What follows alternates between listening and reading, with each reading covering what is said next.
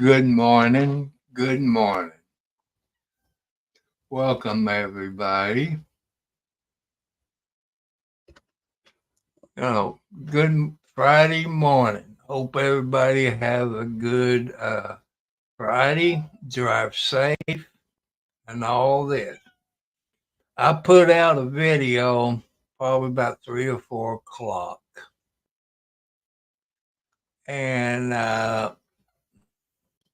hello, Yoakum. Ha ha, he.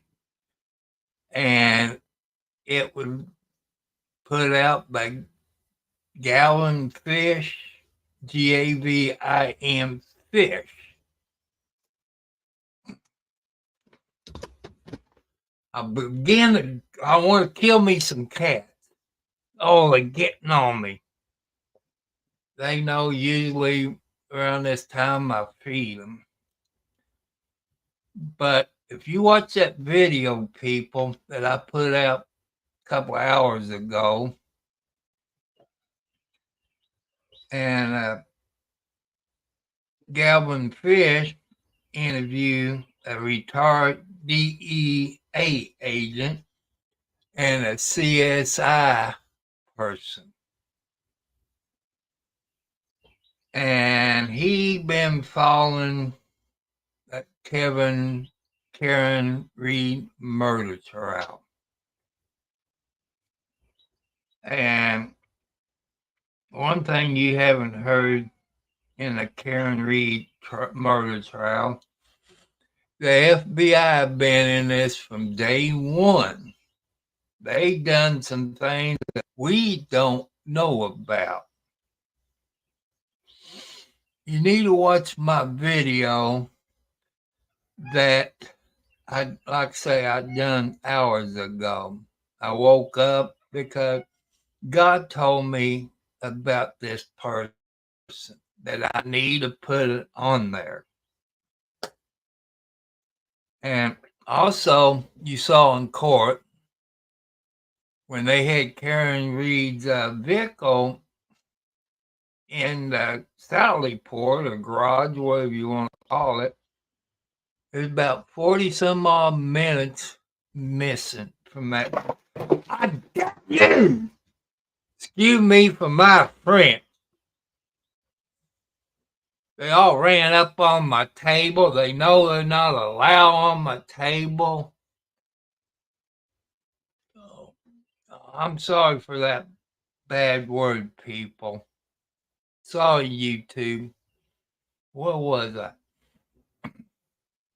There was about 40 some odd minutes missing from that police department. Why would the FBI get involved? Unless there's corruption. You know how the FBI works. And DUI guy, I put in your chat that either go to Galvin Fish video on WhatsApp or watch my video that I done a few hours ago. And as an attorney and stuff like that, any police officers, if you got hit by a vehicle, there'd be more damage to your body. Okay, everything they described on O'Keefe's body was from a fight. And one thing that never told in court about that cop's house where they found the body, nothing was told in court that they dug the basement up, got rid of the evidence of blood,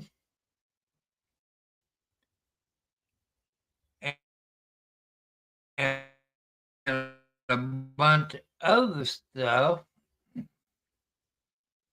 And you heard that street department, whatever it was, came down there twice. And he was going to go down the third time. But there was a car out there where he couldn't do that. Like I said, you got to watch my video that I done this morning. They put the car there, block it, nobody could see him. Put the body out there in the yard. Okay. You also, it's kind of funny when you got the chief of police living across the road from you and his doorbell quit working. So, what is a chief of police or assistant chief, whatever he was, what is he covering up? You know, that's something to think about. And you saw the video when Karen Reed backed out of the driveway from her place as she backed into O'Keefe's vehicle.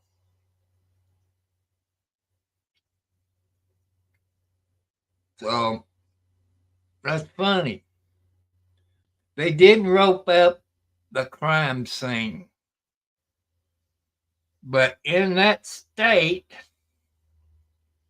they can't declare him dead because of the temperature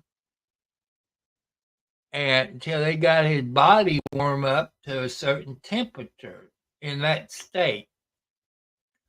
You know, they didn't tape the scene off or nothing like that. You know, crime technicians, if that state has them, you got like petri dishes or test tubes you can put that blood in.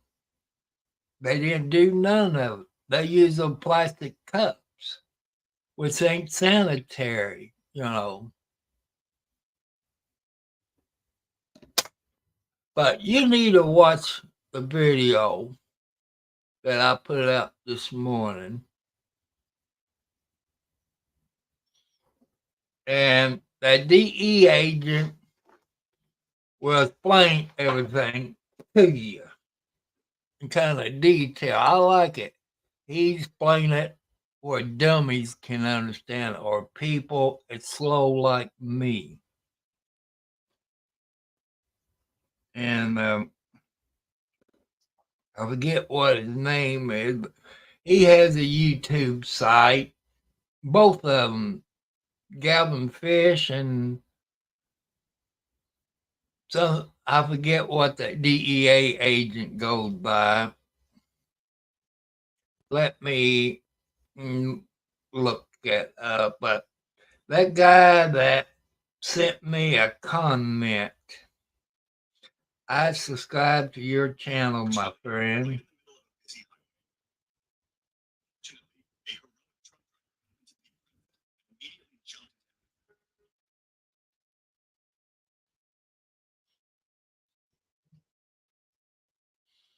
Okay, the DEA agent got a site going through the motions.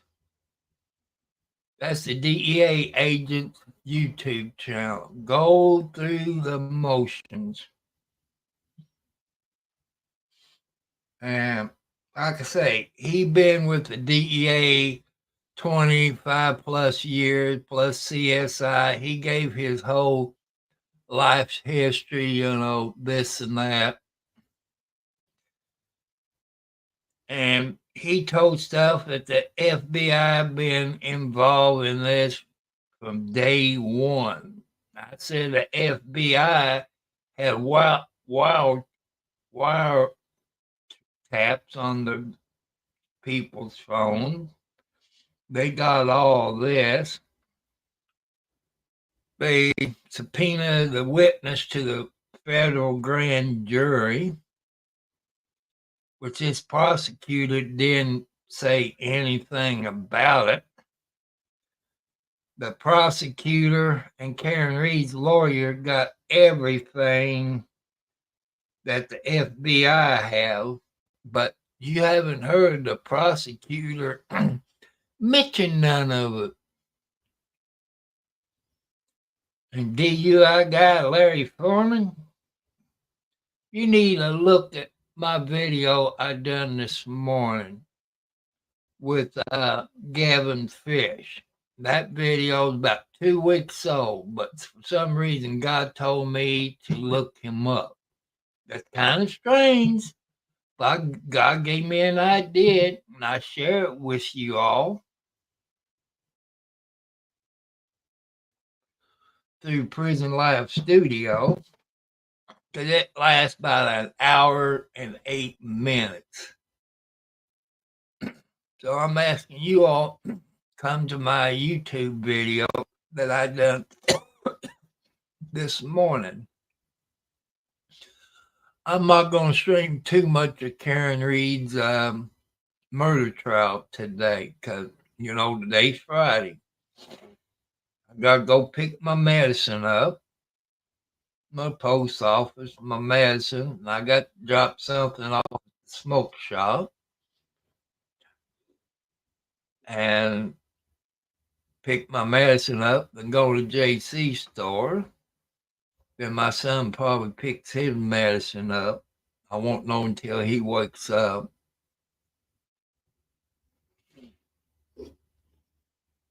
But I had Sloppy Joe last night for supper. I was going to fix it for tonight, but I got hungry for Sloppy Joe. So I don't know when the DUI guy is going to come on. I guess about 4 minutes. Because I like the DUI guy. I'm slow, kind of retarded, kind of slow in my brain. I've always been like that. So, but DUI guy Larry Foreman, he explains everything where we, the people, the one who's slow, can't hardly comprehend it. He explained it to us what we can understand it. I think that's pretty nice of him. Thank you, Larry. And thank your girlfriend for taking your spot. I think she better looking than you, and she done a better job. And I know you can't go live in the courtroom because it violate that court's order. But you're doing a good job. I like to see you get 1 million subscribers, Mr. Foreman. I just want to get 1,000 subscribers. And you need, like I say, you listen to, you listen to my video, watch my video I done this morning. Make sure you go there and watch it when you all got time. Leave your comments. Give me some more subscribers. Share it with your friends. Because we're not getting the whole story about Karen Reed's murder trial. I'll tell you something about the prosecutor that I've been watching. I think this is his second murder case. The first murder case he was on, they found the person not guilty. I think the prosecutor of that county using this deputy prosecutor for a scapegoat. And one thing that the DEA agent mentioned in that video this morning, that those cops carry black books. I guess all police departments carry that little black book because they might pull over a council person, commissioner, judge, or somebody VIP. they start making phone calls. And all the prosecutor witness is lying and committing perjury. As Larry said the other day, I forget which day it was, about the Brady violation. You hear that DEA agent talk about the Brady violation in the video that I shared with you all this morning.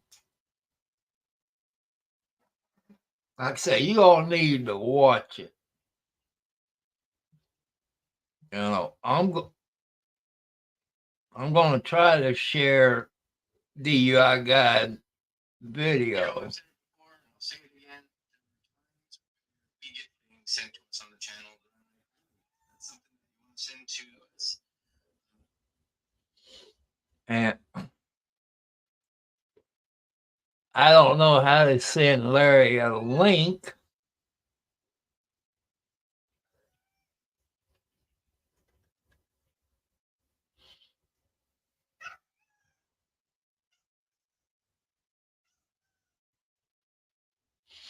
It'd be Karen Reed's story, day 14. And people, you watching it on people's YouTube channel or Court TV or Law and Crime, mine, whoever.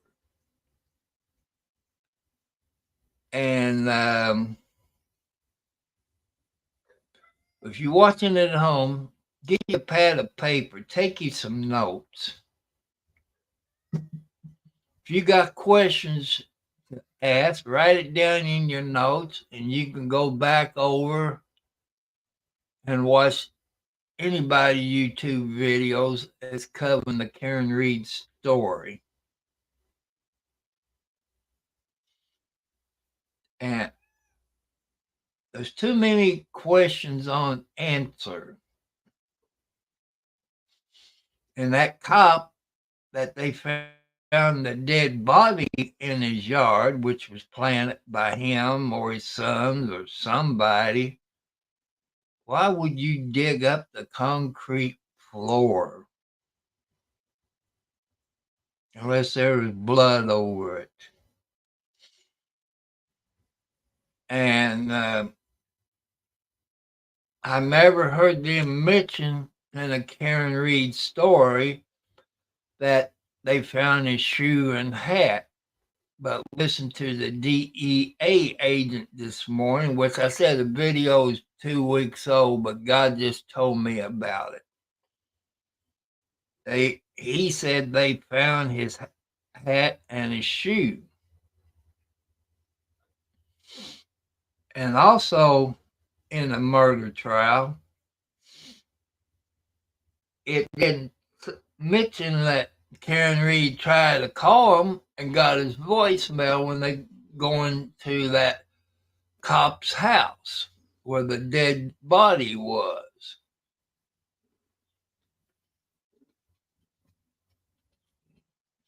And people, if you got the reasonable doubt, you must find her not guilty. And they put this prosecutor in to lose. But please go to my video, Tom Cartwright 4375. Look at the video. I loaded down this morning with Galvin Fish and the DEA agent. That is put more light on the case that you don't know, the DUI guy don't know, MG Law doesn't know, or Megan Fox, the writer, don't know. Maybe you all tell them to watch my video I done this morning.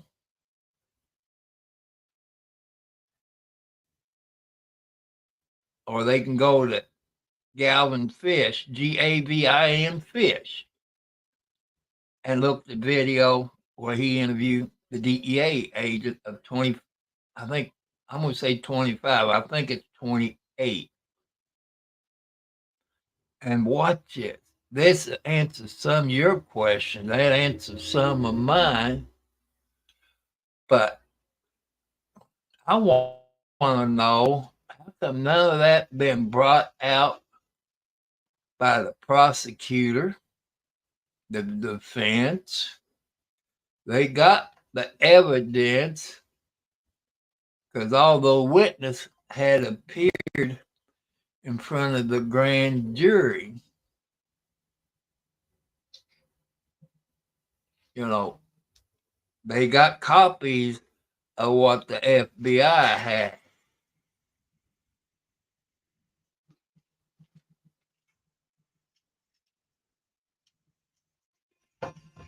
So it's time to go over to the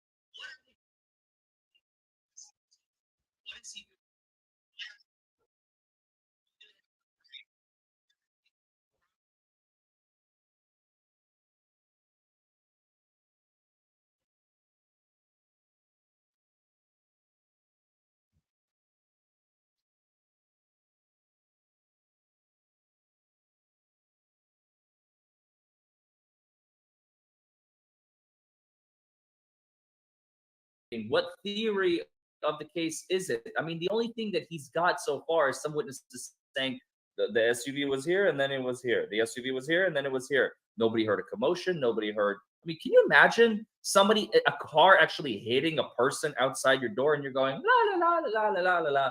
Like you would hear like a, something loud. Oh, loud music. Oh, I'm sorry. Loud music was playing. So that's why you weren't able to hear someone getting freaking trampled outside your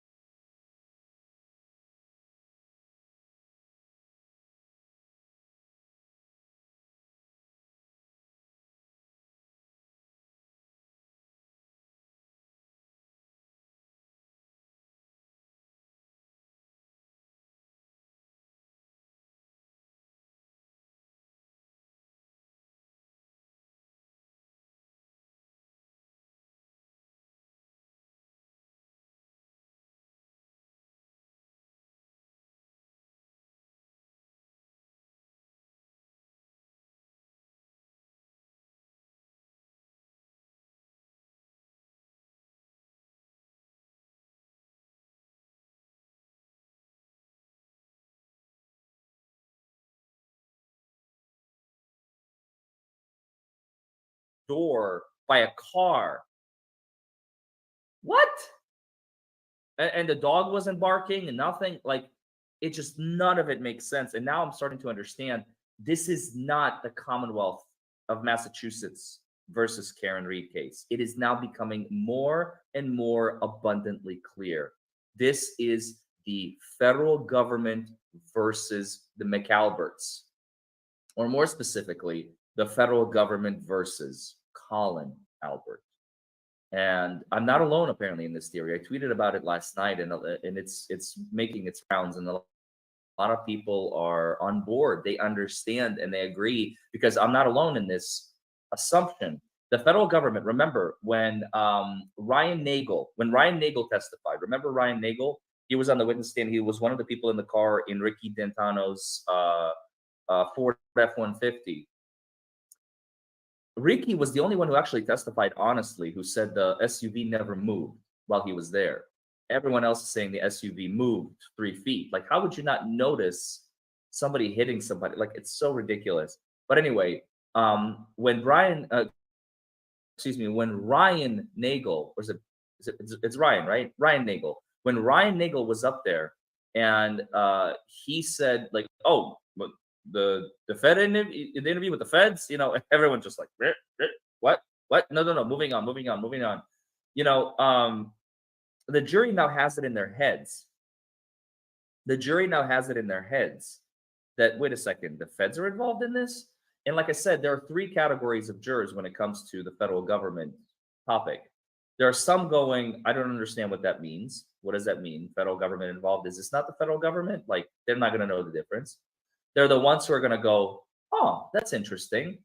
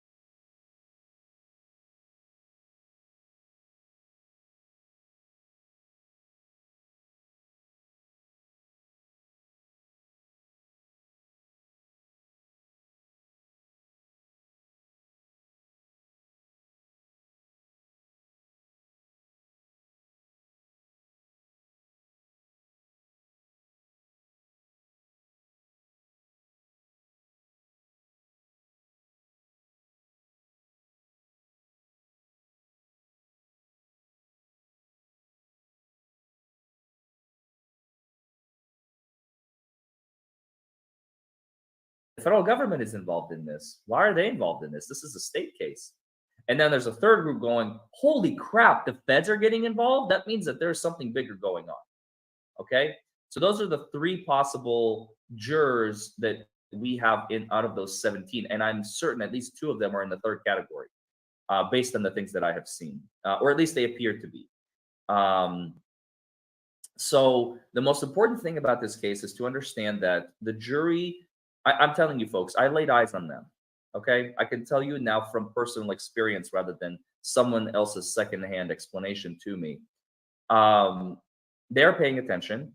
They're being very vigilant. They're taking copious notes. They're probably having trouble keeping track of the story, just like we are. Um, but most importantly, they understand, they seem to collectively all understand that something is wrong here. Something is not right. Something doesn't make sense because they're waiting for action and they're relying on Alan and David to provide that action. They're relying on Alan and David to explain the, like, really they get their information from Alan and David, Alan Jackson and David Yannetti. When Lally's up there, they're just like, "Oh my God," it's really frustrating for them. It's really annoying for them, and we empathize with them because look, they're. I don't know why people always, and I guess I had to ask myself the other question the other day. I was like, why are people not understanding? Jurors are people. People are jurors. If we are bored, they're bored. If they're bored, we're bored. But then I have to remind myself, not everybody has the level of courtroom experience that I do.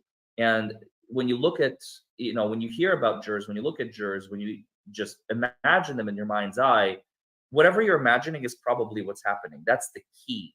That's the key to unlocking and understanding the jury in the Karen Read case. Okay, remember that. If you are frustrated by a witness and you're rolling your eyes going, oh my God, are you serious? They're doing the exact same thing for the most part.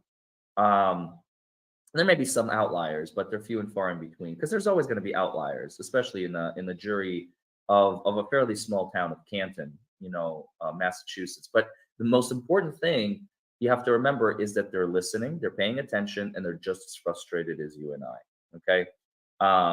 Somebody was asking me if I am going to do the video on the juror reactions. I'm not, probably. I don't have the time for it, folks. I'm sorry. I'm streaming this every day, plus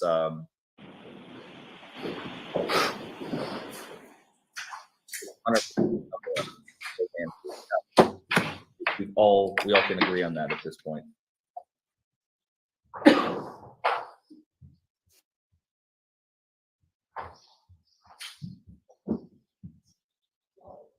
Oh, that's interesting. Hear ye, hear ye, hear ye. All persons have any business before the Honorable Beverly Cannoli, Justice of the Norfolk Superior Court in the County of Norfolk. God may it, in your attendance, you shall be heard. God save the Commonwealth of Massachusetts. This court is now open. You may be seated. 22-117, the Commonwealth versus Karen Reed. Good morning, counsel. Good morning, Ms. Reed. Good morning, jurors. Morning. Steve Leto. So I'm going to ask you those 3 questions. Were you all able to follow the instructions and refrain from discussing this case with anyone since we left yesterday? Everyone said yes or nodded affirmatively. Were you also able to follow the instruction and refrain from doing any independent research or investigation into this case? Yes. Everyone said yes or nodded affirmatively. Did anyone happen to see, hear, or read anything about this case since we left yesterday? No. Everyone said no or shook their heads. Thank you very much. May we have Mr. McCabe, please? Countdown to an epic collaboration between DUI guy and Steve Leto. Leto's Law. It might happen. No reason for it not to, I guess.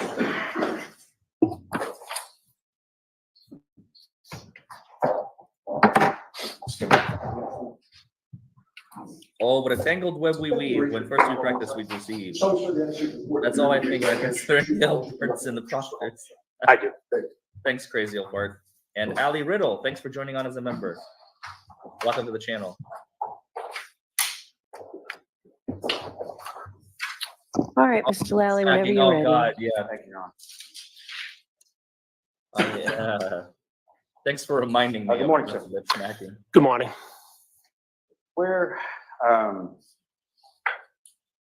left off yesterday, you had gone to bed on the 28th, correct? Yes, that's correct. Friday night. And at some point you woke up on the later in the morning on the 29th, correct? Yes, Saturday morning. And The do you screams. recall, sir, what awoke you on that morning? Yes, I do. What was that, sir? I awoke to the screaming of Jen, Jen, Jen. So when I woke up, I thought there was somebody in my bedroom. I kind of snapped up out of bed. What the hell's going on? Welcome to Looking around the room, realized my wife was actually on the phone. And the screaming that you heard, how loud was It was loud enough to wake me up from a dead sleep. I could hear it. It was loud. Obviously, I was laying in bed and realizing after my wife was laying right next to me. We're continuing the direct on the phone. examination. But it was That's why. it was a loud Jen, Jen, Jen. It was repetitive. Okay, all right. it? Do you know approximately what time that was? Yeah, shortly before 5 a.m. And did you recognize the voice that you heard screaming? I did not recognize the voice. And as far as that phone conversation went on for, well, let me ask you this first. As far as that phone conversation was concerned, could you hear both sides of that conversation? Yes, I could. And that was based on the volume of the person speaking on the other end, correct? Correct. And eventually, were you able to recognize or identify the voice on the other end of your wife's conversation? Yes, I asked my wife, what the hell is going on? After I woke up and popped up, looking around the room to find out who's in my bedroom, assuming it was a kid, one of my kids screaming. I asked my wife, what is going on? And I could hear her saying, I'm on the phone with Karen. She can't find John. And from the course of That conversation continues while you were in your bedroom, is that correct? Yeah, that conversation continued for a couple minutes. I could hear the dialogue. And then again, right back to Jen, Jen, Jen, the repeating of my wife's name again. As far as the dialogue was concerned, specifically from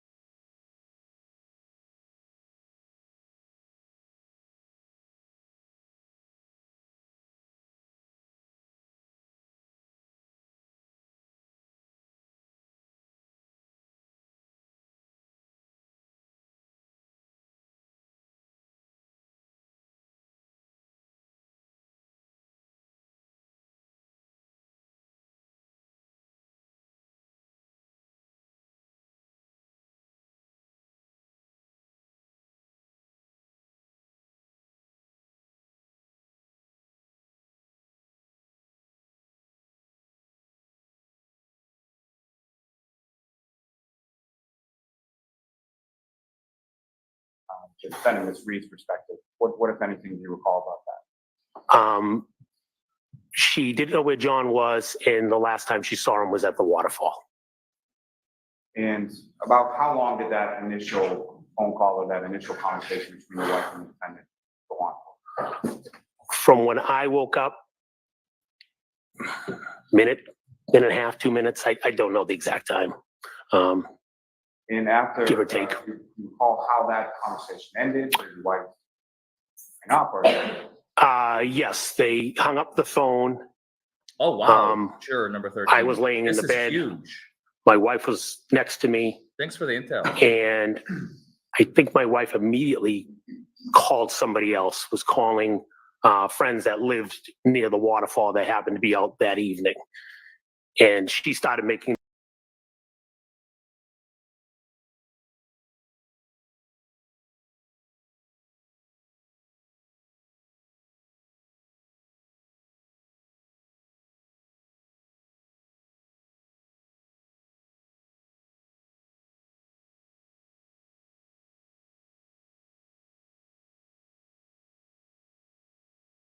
those phone calls.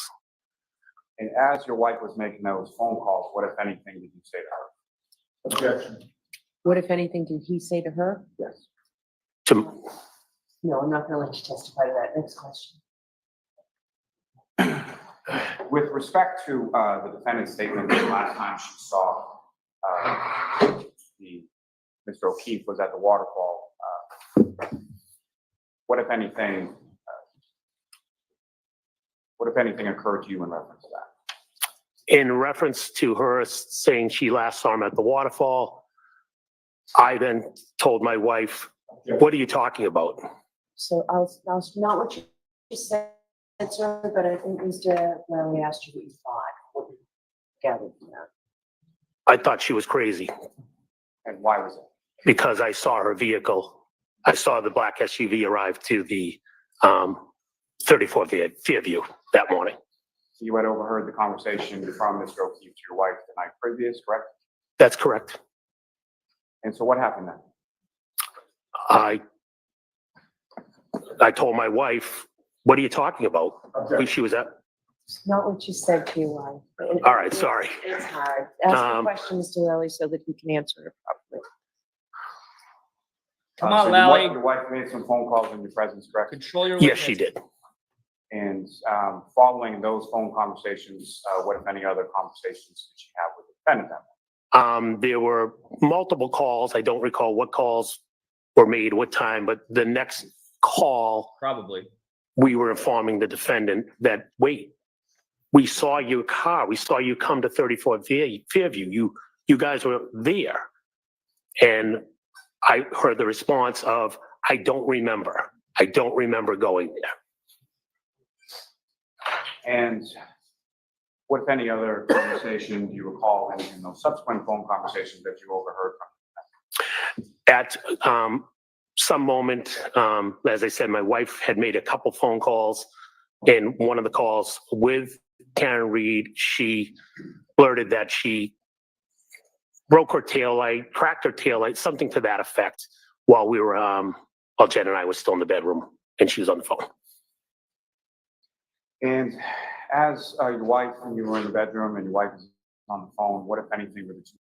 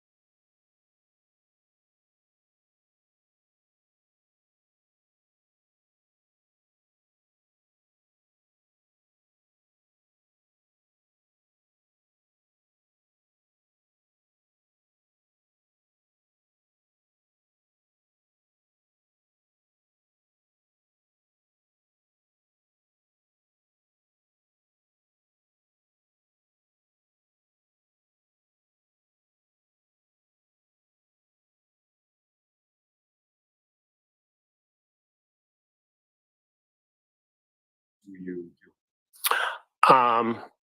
After my wife had made a few calls, we were completely confused on where the hell John was. The thought process in our head at that moment was we knew that John had mentioned that he was potentially going to be meeting up with another person. So we called that individual, my wife called that individual to see if by chance, again, confused, left at the waterfall. We saw them at the house. Did John not go with her? Did what happened? Did he get out of the car? Did he go somewhere else? So we proceeded to call a couple other people that we thought he possibly might have met up with, well, another individual. From those other phone calls that you observed your wife making at any point in time, other than a conversation with the defendant, did you observe her to have any conversation with anybody? You're asking if my wife did? What I'm asking is not to any content or anything like that, but your wife made phone calls, correct? That is correct. And when she made those phone calls, did you observe her conversing with anybody on the phone? No, she did not speak to anybody. Nobody answered any of our calls. And at some point, did you yourself reach out to Mr. O'Keefe? Yes, I did. And how did you do that? I know I texted him and I think I called him as well. Pretty much, where the hell are you? I think it was when Karen Reed and my wife were leaving my house. I think I responded, where the hell are you? Now Karen and Jen are out looking for you. And in regard to those text messages, did you receive any response from Mr. O'Keefe? I did not. And with regard to those texts, you had Mr. O'Keefe programmed into your phone, is that correct? Yes, I did. And you would have prior conversations with him via text message and phone using that number that you had programmed into your phone. Yes. So no response to the text as far as the phone call that you placed with Mr. O'Keefe. Did he answer? Did you speak with him at all? I did not speak to Mr. O'Keefe. Now, at some point, do you and your wife proceed downstairs? My wife proceeded downstairs. I remained in the bedroom. And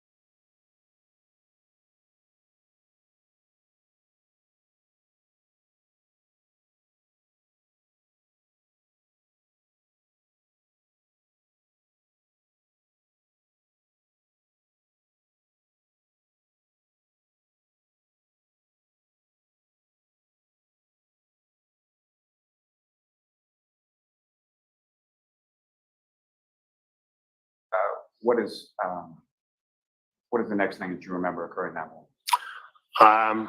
While I was getting dressed, I put my jeans on. My wife went downstairs. She was going to make a coffee.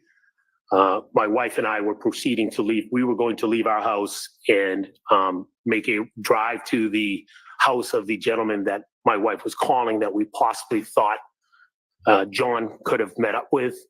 And within that moment, again, I don't know the exact time, I then heard yelling out in my front yard. And when you heard the yelling in your front yard, what did you do? I realized it was Karen Reed, and I told my wife to please tell her to shut up. She's going to wake up the whole neighborhood. And where is this, or when is this in relation to that first phone call when you sort of shoot up out there? At least a half hour, give or take. Again, I don't know the exact time. Now, at any point after you hear the yelling out front, you hear the defendant yelling out front, what was she yelling at that? She again repeated, Jen. Okay, for the love of God, we she, got it. for some reason, kept repeating my wife's name. I don't know if she got all the way to my doorway or my wife walked out, but my wife had said, I was actually relieved because I was like, not thinking what happened to John happened to John. I was thinking he was on somebody's couch. So I was like, good, I'm not going to look for him, thinking my wife said she's going to go with Karen to go find John.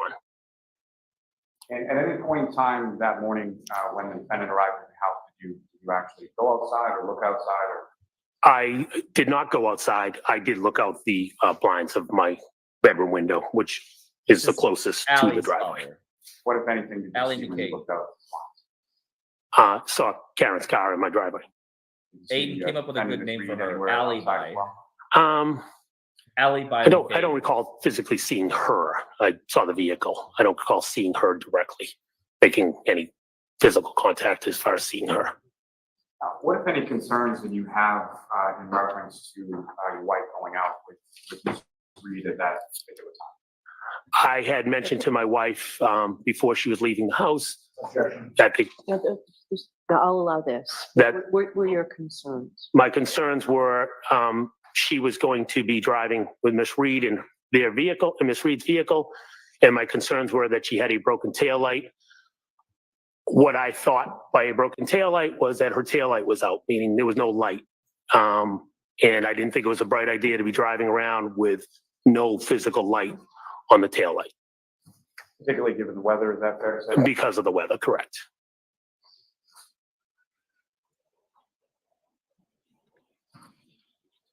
Yeah, And so, that's a good, interesting your wife then observation. leaves with Ms. Reed, is that correct? Analogy. That is correct. You know, happen to see like who got in where as far as the car, who was driving when they left? I did not see that, no.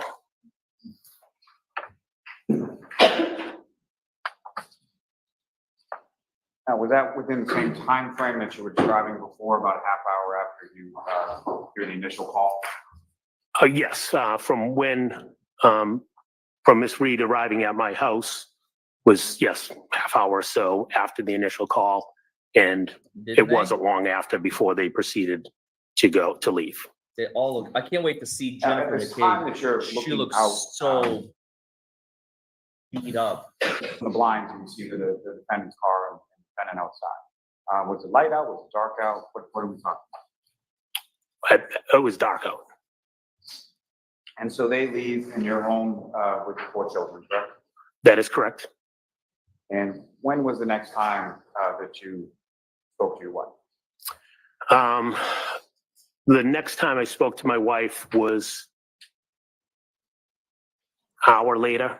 I received a phone call from her. I don't know the exact time, but I'm gonna say about an hour or so. And without reference to much of the content of that, all I'm really asking for is what, if any, indication did she give you as to where she was? She indicated they found John and at Fairview. And upon receiving that information, where did you go? I proceeded to finish getting dressed and drove over to Fairview. And when you got to Fairview, what, if anything, did you see when you arrived? When I got to Fairview, I had come down through the Chapman Street entrance. And as I proceeded down the hill towards the Albert residence, I noticed all the first responders, fire engine, et cetera, police cars. And I realized I was not going to be able to get to the Albert residence because it was all blocking the street. So I backtracked, turned around, went back up Fairview to the top to Chapman, took a left, and took a left down Spring Lane, which is a parallel street to Fairview, and came down Spring Lane to Cedar Crest onto Fairview so I could get to the Albert household. Now, during your drive from your home over to Fairview and doing all that sort of turning around and coming back around the other way to Cedar Crest, what were the roads like? It was snowing, careful driving. And the snowing that you observed that morning when you drove from your house to Fairview, what was that like in relation to the snowing that you observed when you were driving home from Fairview hours before? Much thicker snow, much more snow on the ground, much more snow to wipe off my car. And again, I had to drive slow. Now, when you come around to sort of the other side, as far as the first responders mentioned, police cruisers and a fire truck, is that right? Yeah, it might have been an ambulance there as well, but yes. Objection Do leading. you recall specifically seeing an ambulance? I do recall seeing an ambulance. I don't know if I saw it when I came down or if I saw it when I eventually parked the car, but I do recall seeing an ambulance. And when you parked the car, where did you go? I proceeded on to Fairview and I parked the car along the side of the road because there was another vehicle in front of me. I believe the other vehicle might have been blocking the driveway, but there was another vehicle right on the side of the road as well.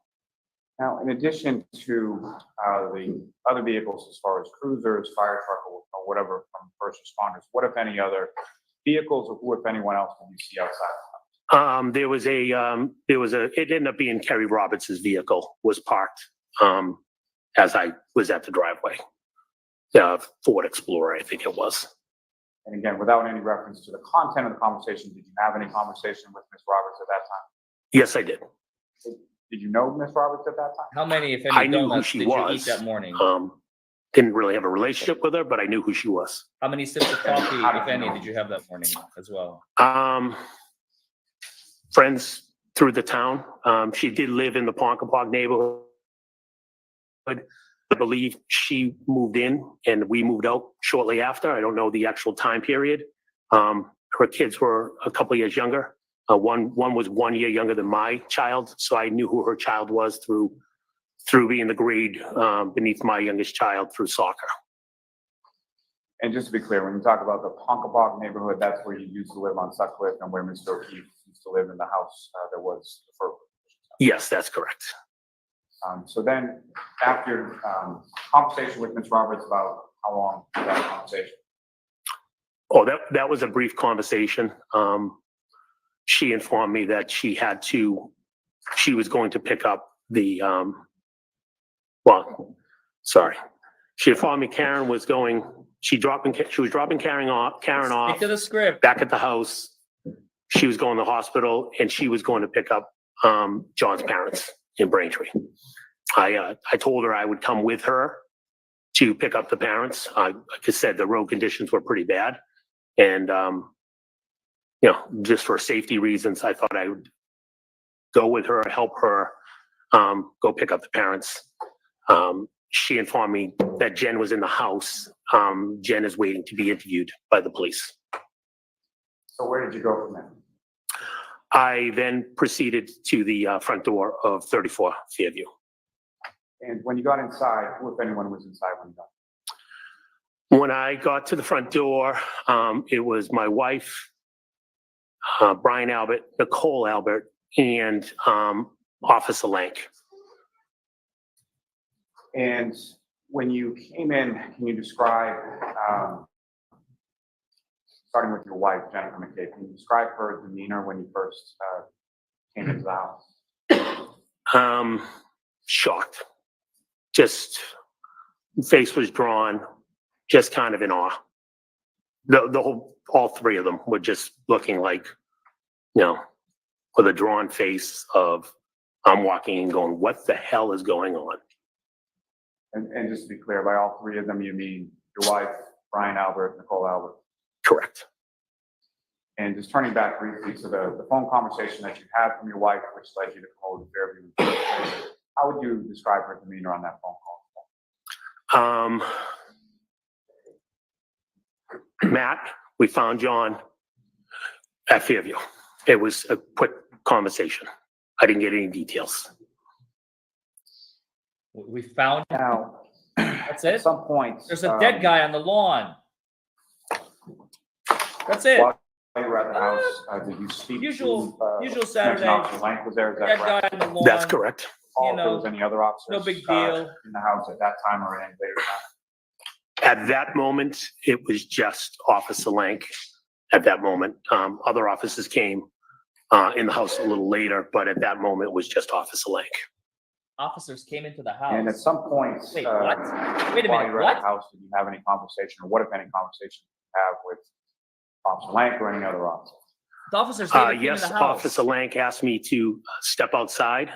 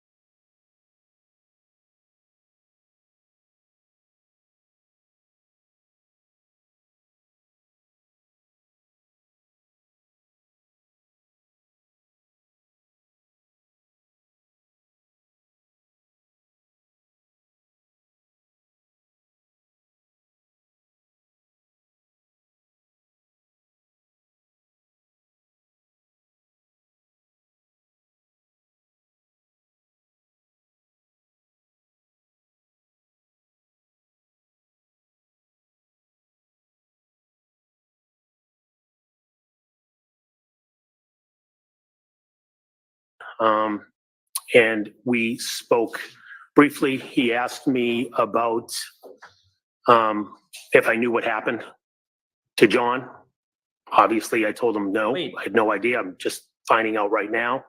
Is he lying?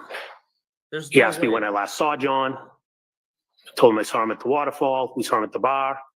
We haven't seen him. I believe, again, heat of the moment, I believe I said we saw his vehicle out front, but we never saw John. Now, Wait a minute. at the house on Fairview, about how long were you there that morning? I'm gonna say, give her at least 4 hours From the time that you got there? from the time I got there, yes. Wait a minute. And where did you go from there?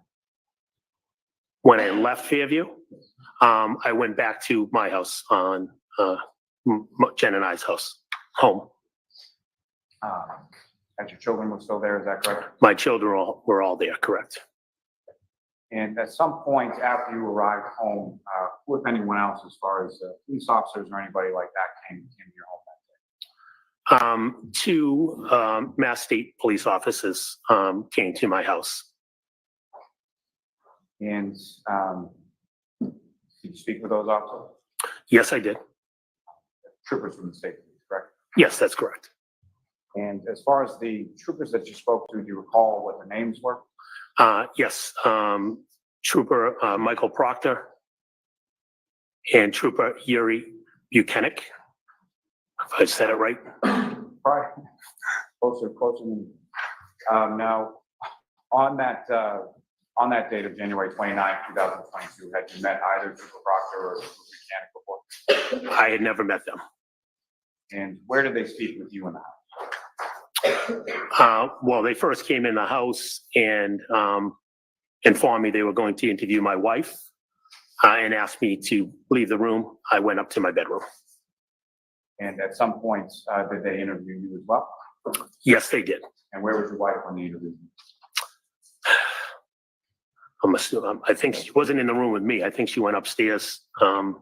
As I said, my kids were home. I don't know if she went in the kids' bedroom to kind of wake them up. And I don't know what she was In the doing. room when they interviewed you, right? No, she was not. And in addition to the troopers came over to your house, did your brother-in-law, Brian Albert, come over at any point in time around this? Yes, he did. And if you know, did you speak with those troopers as well? Yes, he did. And where were you and your wife when the two troopers were speaking to Mr. Albert? I was still upstairs in the bedroom. Your wife, where was she? I'm trying. She might have come up and seen me, but I think she might have went in the girls' bedroom. I don't recall if we were standing in the same room. I think she might have went in my daughter's bedroom. Again, my kids were starting to, I don't know the exact time, 12 o'clock, give or take. So time to wake up. So the troopers, when they were speaking to Brian Albert Senior, they were in the downstairs area of the home, Yes, they were. and both you and your wife were upstairs? Yes, that's my recollection. Now, turning our attention to a couple days later, did you speak with any other troopers? I did. I only remember the first name of one of them. It was a man and a woman. I just remember Connor something. I don't know their names. And where did that conversation occur? I was in my first floor dining room table. And do you know if those same two troopers that came on a subsequent date spoke with your wife as well? Yes, they did. And sort of same arrangement as far as where you were and where she was at the time that you spoke with those two troopers? Yes, that's correct.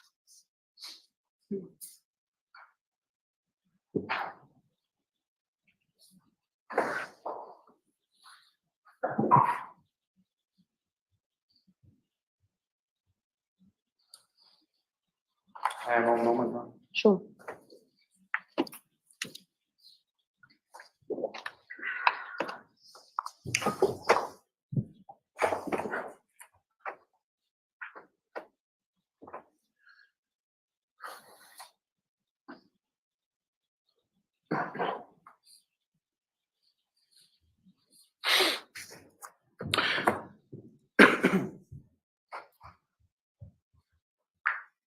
Just briefly, sir. So, describing your wife's demeanor, you described her to sort of be in shock. Is that correct? Yes, that's correct. Have you seen your wife display that kind of demeanor before, or have you seen your wife in sort of crisis mode over the course of your relationship and your marriage? I've seen her in crisis mode. I would call it crisis mode as well in the past. And sort of typically, how would you describe how she handles situations like that, or what her demeanor is in those types of situations? She is very calm, very calm.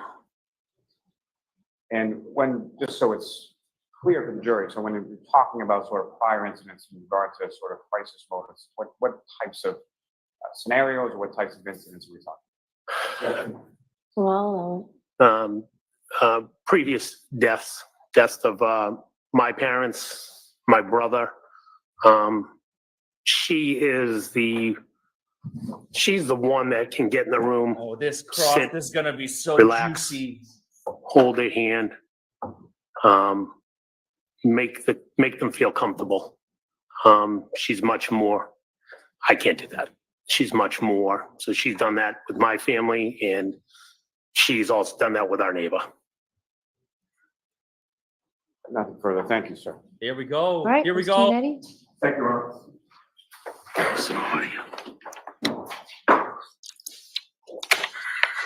Good morning, Mr. McKibbs. Good morning. I'd like to start by discussing January 22nd, the week prior to January 29th. Do you remember that Saturday? You had been at one of your daughter's hockey games that day?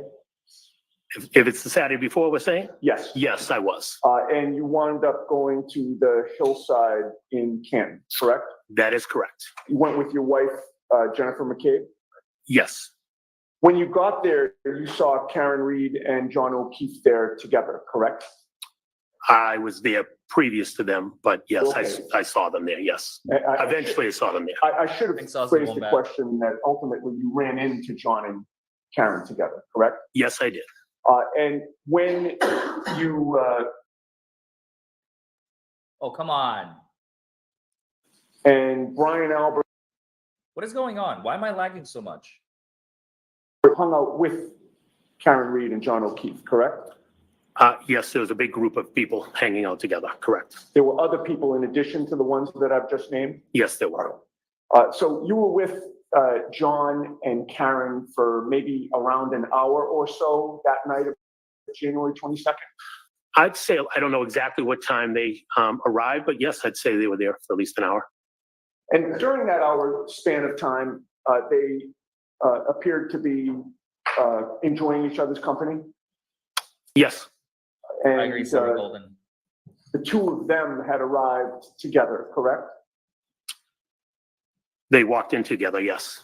And there were no problems that night that you could see between John and Karen, correct? That, yes, I did not see any problems. Okay. Now, moving on to the waterfall on January 29th. I am not going to go through with you who arrived when and who left when and where people sat at which table. We're going to skip all that. And I'd like to streamline the questioning if I can. And I just want to talk to you about two or three areas. You would agree that at the waterfall, the mood among the people who were there was festive, correct? Yes, that's correct. Everybody appeared to be happy and enjoying themselves, correct? Everybody was enjoying each other's company. Correct. Specifically with regard to John O'Keefe and Karen Reed, they appeared to be quite happy that Kaylee had been accepted into Bishop Fien, correct? John, I recall talking to John about it, and he was Good happy that morning, Kaylee was on everybody. Bishop Fien. I do not recall speaking to Karen about Bishop Fien, but definitely John was happy about Kaylee being in Bishop Fien. All right. You have previously testified that they were both excited about that, have you not? If I did, I did. I just know that John mentioned that he was out because he was excited about Kaylee being at Bishop Fien. If I looped them both in, then they both were happy. I don't remember what I said when I said it. I didn't put it this way. I didn't see her. She wasn't happy about it. Does that make sense? Yeah, well, I'm just going by your words, sir. as far as you could see, they were both excited about her acceptance, correct? Yes. And they had just found out the previous day or so, correct? I don't recall what day they found out, but I know that John had mentioned he had went out for some beers. He was excited because Kaylee got into Bishop Fian, and he mentioned he was out with another one of his friends whose daughter also got into Bishop Fian. Right. And it appeared to be new news, correct? Oh, yes. It was news they were waiting on, yes. Right. You hadn't heard it before. This is the first that you heard it, correct? I don't know if I heard it, if a kid had already leaked it the day before or that day, but first I heard it from John. But it was clear to you that it was really important to John O'Keefe that Kaylee get into Bishop Fian and go there, correct? They applied. He was excited for her to go there. And it was clear that he believed it was an achievement for her, correct? Yes. And you could glean also that John O'Keefe felt like it was an achievement for him as well, correct? Objection, Your Honor. Did you glean that from him? He was happy that she got in. I don't know if he felt it was his achievement. He was happy for Kaylee. Of course. And he was doing right by his sister's daughter, correct? I don't know what that means. They can go to any school and do right. All right. In any case, everything seemed good that night. Everything was good. There were no arguments. There were no arguments that I saw. John was drinking beer. In my recollection, yes. And you had previously testified that you saw Karen was drinking some type of clear liquid that you assumed was some type of vodka, correct? That is correct. But you didn't think that they were drinking much, correct? At the waterfall? No, they were only there for an hour. So, Right. And they got there around 11, correct? give or take, yep, 11-ish. And that bar is pretty strict about last call, correct? That is correct. And you spoke with both of them during the course of the night, correct? Yes, Neither John nor Karen was intoxicated in your view, correct? Objection. Can you answer that? they were drinking. I don't know what the guideline of intoxication is, but they were drinking. One drink, two Do you drink? recall testifying before the grand jury regarding this matter on April 26th of 2022? I don't recall that question specific, but yes. Right, well, I didn't ask about the questions. I just asked if you recall testifying before the grand jury on that date. I don't remember the date. I recall testifying before the grand jury. Oh, if I suggested to you that it was April 26th, Which grand jury? 2022, The did you follow FBI? that? That was, no, did you say would I quarrel? Yeah, No, it was definitely around that time. and at that grand jury presentation, Mr. Lally was there, correct? Yes. None of the defense team was there, correct? No. Karen Reed was not there, correct? No. And there was no judge there, correct? No. And April 26th was approximately 3 months after January 29th of 2022. Yes.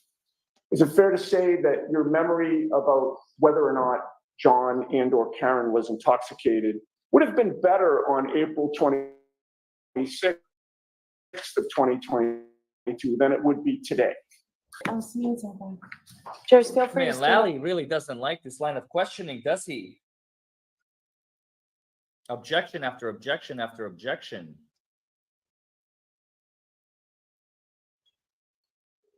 That's funny. They got the paperwork from the FBI knowing if they committing perjury.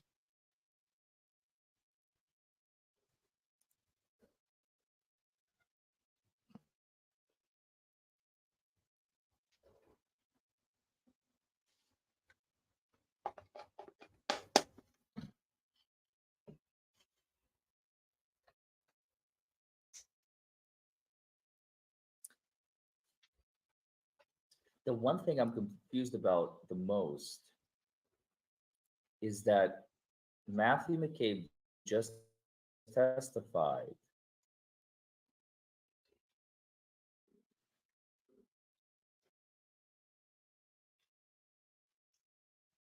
that they went into the house and interviewed him.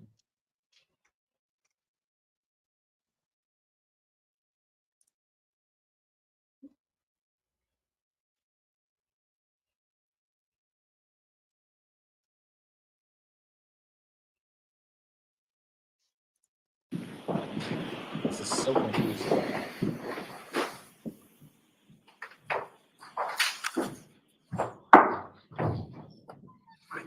Yes. I had just asked you if your memory of your observations of Karen Reed and John O'Keefe from January 29th would have been better on April 26th of 2022 than it would be today. Yes, I think that's fair to say. And that's because your memory doesn't get better over time, correct? Nah, here it is. I don't know. I would say it's fair to say, yes, my memory would be better that day. And on that day, you were asked by Mr. Lally, quote, did either of them strike that? I'm going to go back to the previous sentence just to put it in context. Yes. The previous sentence was from Mr. Lally, obviously you've had social occasions with Mr. O'Keefe and Ms. Reed before, correct?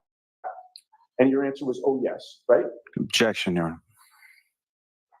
I'm gonna let that one go. My answer is yes, I had previous. I don't know if I said, oh, yes, but my answer was yes, of Okay. course I had previous And- relationships with them. I'm sorry, I cut you off, sir. I don't. I'm saying, of course I had previous relationships. And the question that I wanted to direct you to, just to put it in context, was did either of them, speaking about John and Karen, on this particular evening seem sort of overly intoxicated to you? Do you recall that question? I don't recall the specific question, but if that's the question. And your answer was no to that? Yes, if that's my answer, then it was no. In terms of whether you can confirm that that was the question and answer, if I showed you the transcript, would that refresh your memory? Yes, of course it would. This is 2103, lines Just 13 to 15 for council. And I didn't ask permission, Your Honor, I'm sorry. Jeez.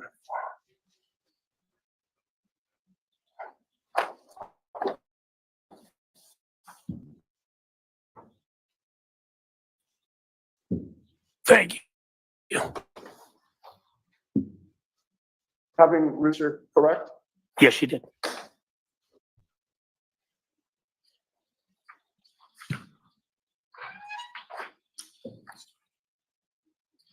Okay, just a couple more things about the waterfall.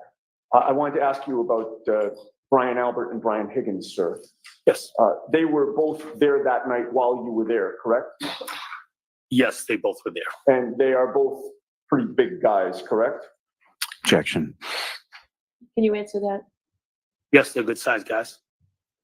Did you see Brian Albert and Brian Higgins practicing fighting at the waterfall?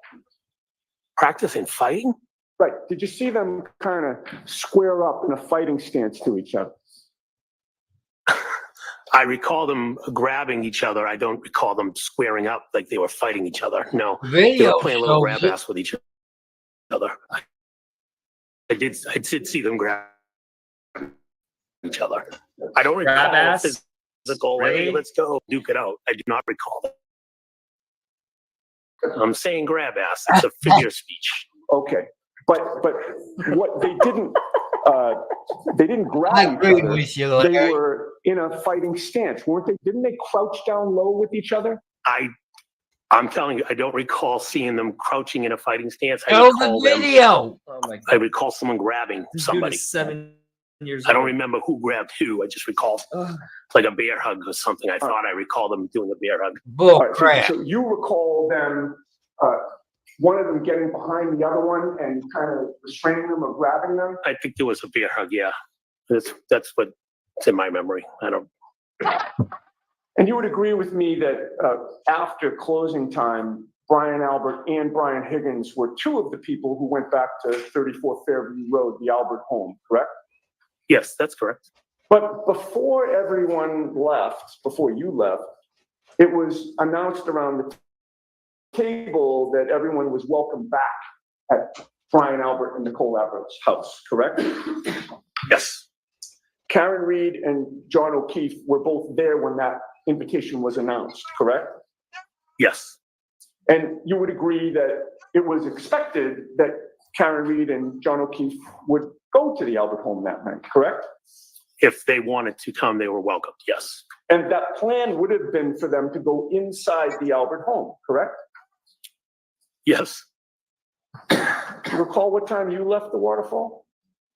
I left the waterfall after midnight, give or take 12:10, 12:15-ish. I don't know the exact specific time. Well, a little before 12:15, but definitely 12:10-ish, 12:15-ish in there. And you were one of the last to leave the waterfall? Yes, as I had mentioned, Nick Kolakisis and I walked out together from the waterfall. Your wife, Jennifer McCabe, had walked out of the bar physically before you did, correct? Yes, that's correct. And you actually met her in the parking lot? She was already in the vehicle in the parking lot, correct? And then you got into the car to drive to the Albert's home, correct? Yes, that's correct. All right. So I'm going to ask you about the ride back to the Albert's home in a bit, but right now I want to skip to when you got there, okay? Okay. When you first got there, your wife parked your vehicle in the driveway, correct? Yes. Which side of the driveway did you park your vehicle in? As I mentioned yesterday, I don't recall if it was immediately on the left, meaning the left towards the lawn, or if she was in the next spot over. She pulled in. I don't remember exactly if it was here or one spot over, but she pulled How many cars were in. in the driveway at that time?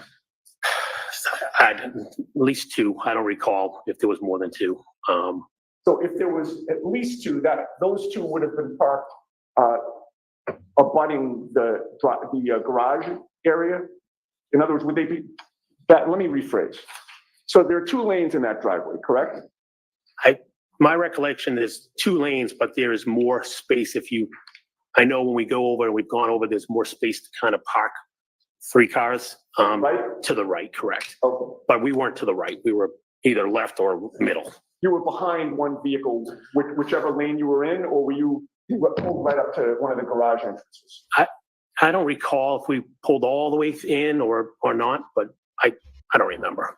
So there were at least two vehicles in the driveway before you got there, correct? In the driveway? Yes.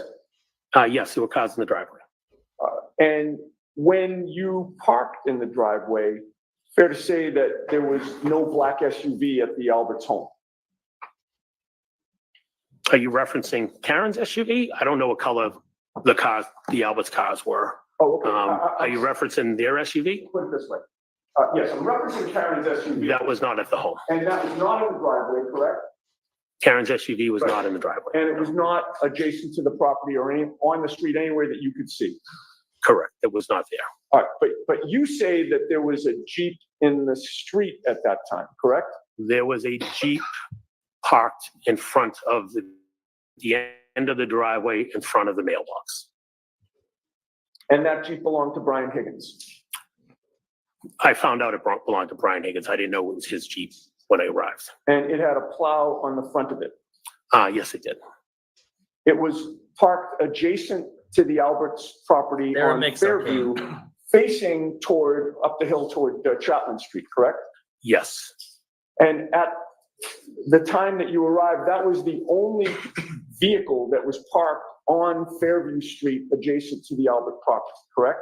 Yes. Everywhere from And your mid-20s testimony to is like that Jeep mid-50s. remained parked in front of the Albert house, just to the left of the driveway as you face the house, until Brian Higgins finally left and drove it away at the end of the night, correct?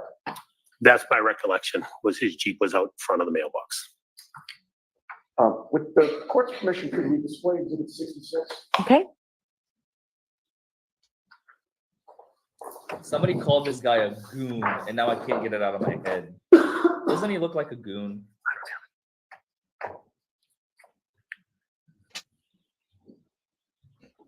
God, I hate yogurt. So, Mr. McCabe, I'm highlighting for the spotlight the front of the Albert's home. When I get to the point where the Jeep was parked, you will stop me and you can adjust it right or left if I go too far. Objection, Your Honor. Can we have him use the laser pointer first and then? Sure. Hope you're better than I am. Yeah, May I, Coach? I was hoping I didn't have Oh, to you do have the this. other laser pointer. I don't have one. That's fine. No. You could, yeah, please. The Jeep was right there. From the edge of the driveway, it's right there. I believe it was a two-door Jeep. Okay, it looks like part of the Jeep would have been blocking the driveway. No, where the mailbox is, the Jeep was right there. Okay. It was not blocking the driveway. I disagree. I'm gonna step a moment. Sure.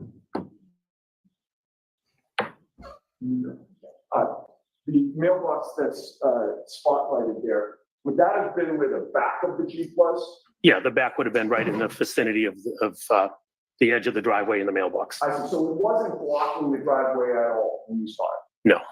And it was facing to the left as we look at exhibit 66, correct? Facing, heading to the left of the house, correct? We can have the lights back on.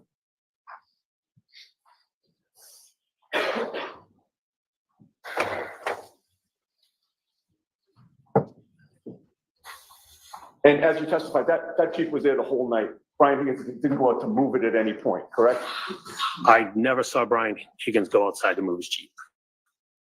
About 5 minutes after you got to the Albert home that night, you saw a black SUV parked outside the home, correct? Yes, again, I don't know the exact minutes, but give or take, 4 or 5 minutes. And when you saw that black SUV parked outside the Albert home, Higgins' Jeep was still there, correct? Yes, to my recollection, the Jeep was still outside in front of the mailbox. The black SUV was parked in front of Higgins' Jeep with the plow on the front, correct? That's correct. How far or close to that Jeep was the black SUV? I don't recall the exact distance. Again, when I looked outside, I noticed them. My focus was on the black SUV, which looked outside would have been in front of the front door. With regard to the distance between the Jeep and the black SUV, was it greater or smaller than the distance between you and me right now? Oh, it'd be smaller. If I'm the end of if you're the end of the Jeep and I'm the end of the Let's say that I'm the Lexus, rear end of the black SUV and you are the front end of the Jeep. yeah, I'd say you'd be a little closer to me. With the court's permission, may I walk closer to the witness so that he could give an estimate? Sure. And you can just stop me, sir. Yeah. I don't know. Again, when I looked outside, I was focused on Bull the crap. SUV. I wasn't focused on the Jeep Bull or the truck. crap. I don't know the exact distance. You can walk 3 more feet or 3 feet that way, but it was out in front of the house. That's all I can tell you. Liar, pants on fire. You will agree with me that you've given conflicting information about where the black SUV was when you first saw it? If you tell me I gave conflicting information, you can show it to me. I don't recall. I've always said the SUV was in front of the house. Right. And when you said in front of the house, you meant that as you look out the front door of the Albert residence, which on exhibit 66 would have been the door to the left. That's the classic front door. The classic front door looking at the house on the main part of the Colonial. Looking straight out from there, that's where the black SUV was positioned, correct? In that vicinity, correct. Right. It would have been sort of directly in front of you as you look out that front door, correct? Like I said, in the vicinity of looking out the front door was the black SUV. If it was 3 feet this way or 3 feet this way or 3 feet that way, I don't know. It was just out in front of the house. Right. And that was where it was when you first spotted it, according to your testimony today, correct? Yes. But you spoke to Michael Proctor during the afternoon of January 29th, did you not? Yes, I did. That was the very day that these events occurred, correct? Yes, it was. You would agree with me that your memory of where that black SUV was when you first spotted it on January 29th would have been better on that very day than it would be today, correct? Possibly, yes. It's almost 2.5 years later. 2.5 years that I've lived in my memory, yes. But your memory does not get better over time, correct? Objection. Sustained. Oh, come On on. January 29th of 2022, when you spoke to Michael Good question. Proctor, you told him that you saw a black SUV parked to the right of the residence as you look at the property from the street. Did you not? I did not. Can you elaborate what you mean by to the right of the residence? Well, I will just repeat the question. Did you tell Michael Proctor on January 29th of 2022 that you observed a big dark SUV parked to the right of the house? What right? Looking at the house to the right or looking at the house to the left? When you say right, I don't know what you mean by right. Is your memory exhausted as to what you told Michael Proctor? No, not at all. So if your memory's not exhausted, would you agree with me that while you were at 34 Fairview, you told Michael Proctor that you observed a big dark SUV parked to the right of the house? That could have been the second time I informed him of seeing the SUV. This guy. Okay. If I suggested to you that that was the first time, according to what you told Michael Proctor, would you dispute that? Objection. Sustained. Is your memory exhausted as to whether or not that was the first or second time, according to what you told Michael Proctor? My memory is not exhausted. Okay, so if your memory is not exhausted, do you deny telling Michael Proctor that you observed a big dark SUV parked to the right of the house? Objection. Can you answer that? I don't know. Second question. All I right, told him I saw an SUV and parked it in front of the house. Then I saw an SUV move further up the road, which looking out of the house would be to the right of the house. Oh my God. So that would be when I saw the SUV to the right of the house, would be the second time I saw the SUV. I've always stated the SUV was in front of the house if looking out the front door. No. Okay, so when you talked, so you deny telling Michael Proctor that when you first saw the SUV, by the way, sir, is this funny? I'm sorry. This is not funny, sir. Not at all. How come you Why are are you laughing? 2 years of misery. Okay, Okay. you're smiling now, that's why I asked. You keep repeating the same question. Well, I'm trying to get an answer that you Why are won't give you? me, sir. Look at this guy. When you talked to Michael Proctor on He's still January smiling. 29th of 2022, when you first observed the big dark SUV, you said to him Be it was parked to arrested. the right of the house. Objection. committing perjury. this is the last time on that question, is that right? That is not right. The SUV, the first time was in front of the house, in front of, coming out the front door. The second time was it was to the right of the house. All right. We have to move on. Gotcha. Okay, all right. So, you did not say that, but you did say that you were making those observations from the front door, correct? As I stated yesterday, I recall, That's a yes or no question. I'm sorry. Objection, Your Honor. Can you answer it, yes or no? I can't. I said out the window and I looked out the front door. I don't remember which order. Well, you told Michael Proctor that the first time you looked out, it was out the front door, did you not? I don't recall. Okay. I told Michael Proctor on April. You don't recall. May I approach you on Yes. page 2 of Proctor's report, counsel? So next time, just show it to Mr. Of course, I'm sorry. You'd read the first few sentences of that second paragraph. Second paragraph. Can't read, can he?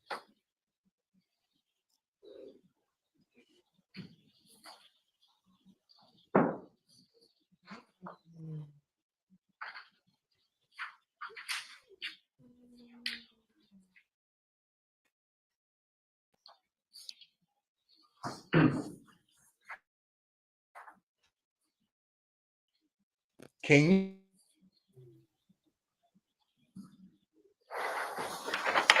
May I approach? Yes. You had said that you don't remember what you told Michael Proctor. Did that report refresh your memory? I'm not saying I don't remember what I told Michael Proctor. Well, hold on. I'm stating what I remember. Hold on a second, sir.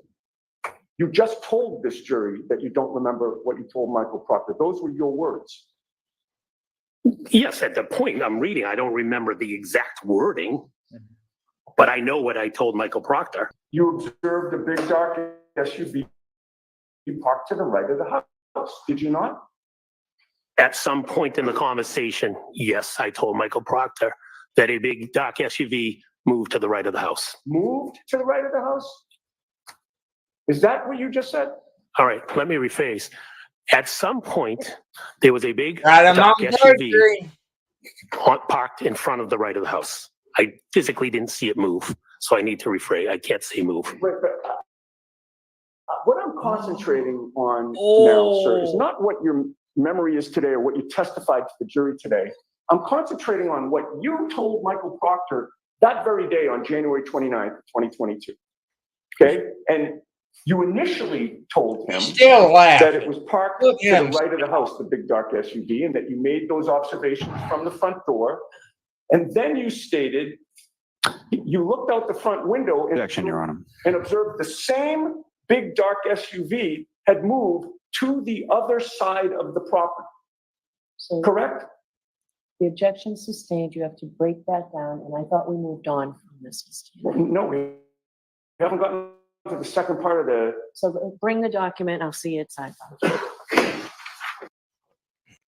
Wow. Maybe The this change judge is is relevant, on folks, tape. because they're all saying they saw the SUV move, meaning, oh, so she, the driver was Karen Reed, allegedly. And if the SUV moved from point A to point B, somewhere between A and B, they're trying to say John O'Keefe was standing and she hit him. That's why it's so important. That's why they're beating this dead horse over and over again. And the judge is like not giving Yannetti an opportunity to finish his line of questioning because he has a witness that will not freaking cooperate. I agree with you, Larry. He is so hostile. Yannetti is doing everything he can to get him like, okay, you said this today, yes? No, that's not what I said. No, but you said it. Sure, if you say so. I'm not saying it. I'm saying you said it. Well, if you say so. Like, oh my God, dude. And then he's like, okay, when you interviewed with Michael Proctor, you said this. Yeah, I guess I did. I think Yannetti needs to ask the questions a little bit differently because this witness refuses to cooperate with him.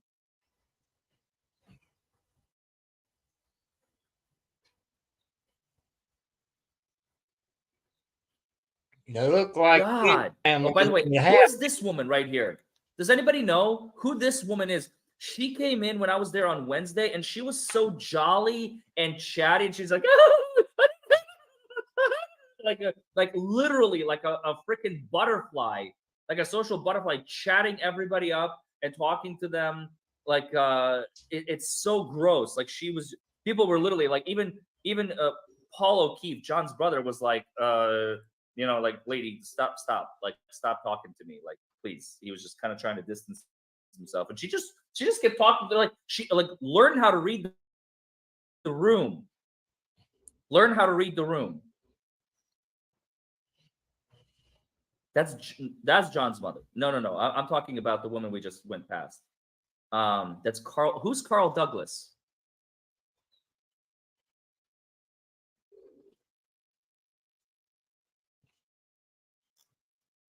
Is Turtle Boy there today? That is Jackie Dougal, Carl's wife. Carl Dougal is a Boston. Got it. Thank you very much. Jackie Dougal.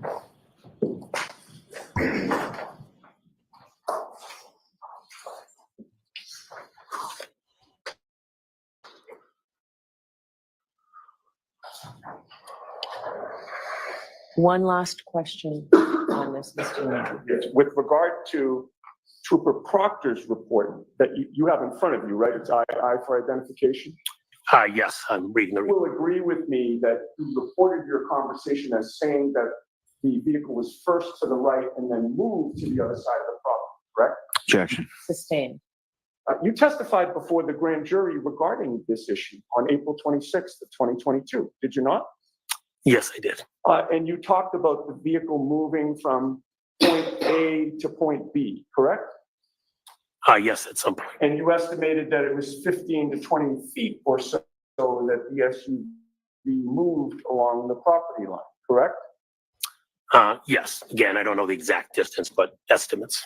And Yes, this is you, cross. at that point in time, you were asked to clarify what you had meant when you said that the vehicle was first on the right side of the property. Do you recall that testimony? I do not. Welcome Do to you the channel. recall Cynthia that Red Fire Mr. Group. Lally asked you, to the right would have been toward the driveway side of the property, and that you answered that's correct?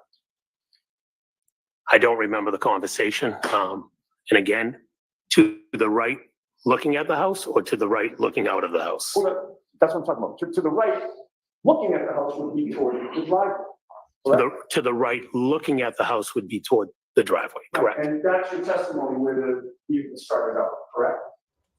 And then moved toward the flagpole the second time? The vehicle started in front of the house and moved towards the flagpole, correct? So looking out of the house, it moved towards the right. Now, excuse me.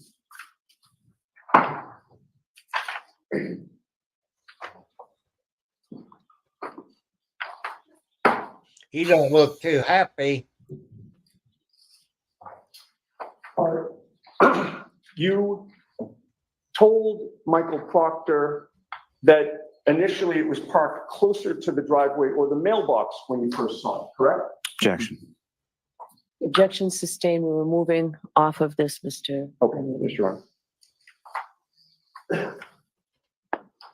Wherever it was when you first saw it, where was the Jeep in relation to that black SUV when you first laid eyes on the black SUV? Again, I was focused on the black SUV. My recollection, the Jeep was still in the same spot, which we had pointed out earlier on the exhibit. Correct? In terms of where it was facing, the black SUV was behind, I'm sorry, the Jeep was behind the black SUV. Jeep would have been behind the black SUV, correct? And wherever it was along that property line, you would agree with me that before the black SUV arrived outside the Albert home, you didn't notice any tire tracks in the snow on the street in front of the house, correct? Before, yes, that's correct, Before the black SUV arrived. correct. And saw the black SUV first or second, it was always facing toward Chapman Street, correct? Yes, that's correct. And it was always facing in the same direction that you say that Higgins' Jeep was facing, correct? Yes, And that would mean that the passenger side of the black SUV was the closest side to the Albert home, correct? yes, And it was the closest side to you when you were first looking at it, correct? yes. And now your testimony today is you don't recall if the first time you looked at that black SUV, it was through the front door or if it was through a front window, correct? Correct. I don't recall which one I looked out first. I know I looked out both of them at some point. I just don't recall which one was first. Whichever one it was, when you first laid eyes on that black SUV, you did not see John O'Keefe in the passenger Oh, thanks, seat, Major. correct? That is correct. Shout out How if you got long a a span membership of for time was Matrix. it between the first time you looked out and saw the black SUV and the second time?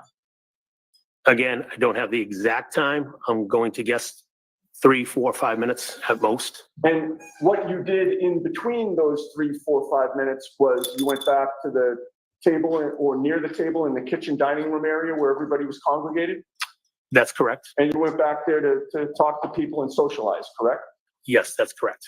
And then you came back to the front of the house and either went to the front window or the front door, and that's when you noticed that the black SUV had moved to the other side of the property, correct? Yes, at that moment, it had moved to the right of the property. It had driven forward, correct? I did not see it drive, but it had moved, yes. It had moved So it had to forward. get there somehow, yes. All right. It was now closer to the flagpole, Come on. and not from your vantage point looking out, but as you look at the property from the street, that would have been to the left, correct? Yes, And again, it was still facing toward Chapman Street. In terms of how many times you saw the black SUV having moved outside the house, you would agree with me that you have contradicted yourself about how many times that it moved, correct? No, Yesterday and today, you testified that it had been in correct? yes, three, Oh, come on, this Right, is and, getting you know, ridiculous. again, in May of 2024, yesterday and today, all 3 times it moved, it was moving further or farther up Fairview toward. In North fact, Path. you've testified now in May of Let me 2024 refresh the that feed real the quick. 3rd time that Let me see if this is gonna help at all.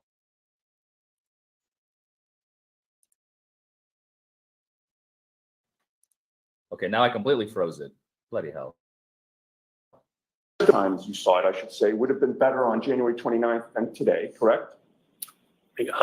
again, I don't know what is going on. And Let in me see if fact, I when can you find were a different talking to feed. Michael Proctor, you had just observed the black SUV just out. This is ridiculous. This is unwatchable. oh, yes, yeah. Could be StreamYard or the internet. StreamYard been having problems. It says on this paper, my recollection is always been, I saw the black SUV in 3 different spots. And you just called it a keeper. It's a police report, correct? Objection. That's sustained, Mr. Yannetti. Now, since you talked to Michael Proctor on January 29th of 2022, it's fair to say that you've had multiple conversations about this case with your family, correct? Of course, I've talked about this case That includes in-person conversations, correct? with my family. Yes. Yes, As well as phone calls and texts? yes, You've also, since you talked to Michael Proctor, have had multiple conversations about this case with your in-laws, correct? yes, That also includes in-person conversations as well as phone calls and texts, correct? that is correct. And since you gave that statement to Michael Proctor, you've had multiple conversations specifically with Brian Albert, correct? Yes, I've talked to Brian Albert. That includes in-person. phone Thank you, calls MC and Country texts, Girl. Correct? That is correct. Would you agree with me that? This is on in maximum terms volume. of the changes in your version of events from what you've testified during this trial to what is in Michael Proctor's report, you put the SUV farther down Fairview toward Chapman Street now, correct? Objection. Sustained. What's That's a wrong with fact. this judge? During this trial, puts the SUV past the fire hydrant, almost toward the neighbor's house, correct? That is correct. But however many times you saw that black SUV, you'd agree with me, you never observed any damage to the rear of that vehicle, correct? Correct. Never saw any damage to the rear right taillight, correct? Correct. You'll also agree with me that every time you saw that black SUV, the vehicle had its headlights on, correct? I was looking as we talked about it moving up the property, I was looking at the back. I could see the back of the SUV. The assumption is the headlights were on, but I wasn't looking at the headlights. All right, well, that would have meant that the area in front of the vehicle was lit up, correct? Yeah, Now, sometime after that black SUV first arrived, you noticed that there were tire tracks, I should say, in a V shape on the street in front of the Albert home, correct? that's correct.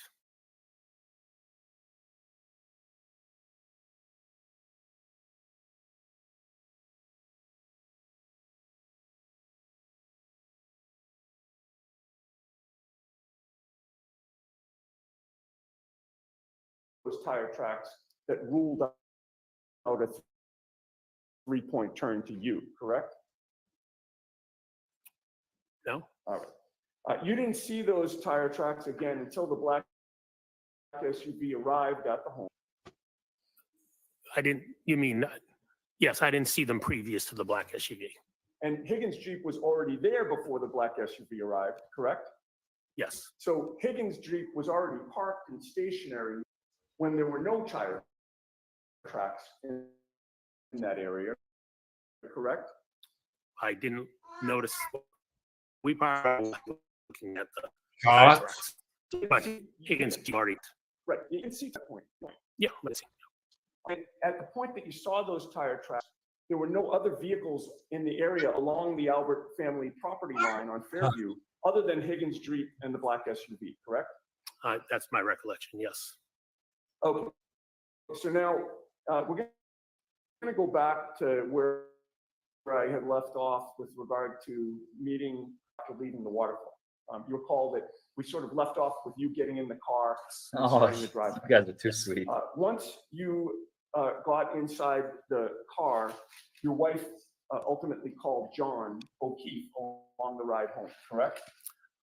John O'Keefe had texted my wife, and my wife had called him. He was asking where to. We think he was asking for the where to with the address. So she called him to tell him. And you knew that he was asking that because the Bluetooth of the car was connected to her phone, correct? I believe the Bluetooth was on. Again, I could hear his conversation.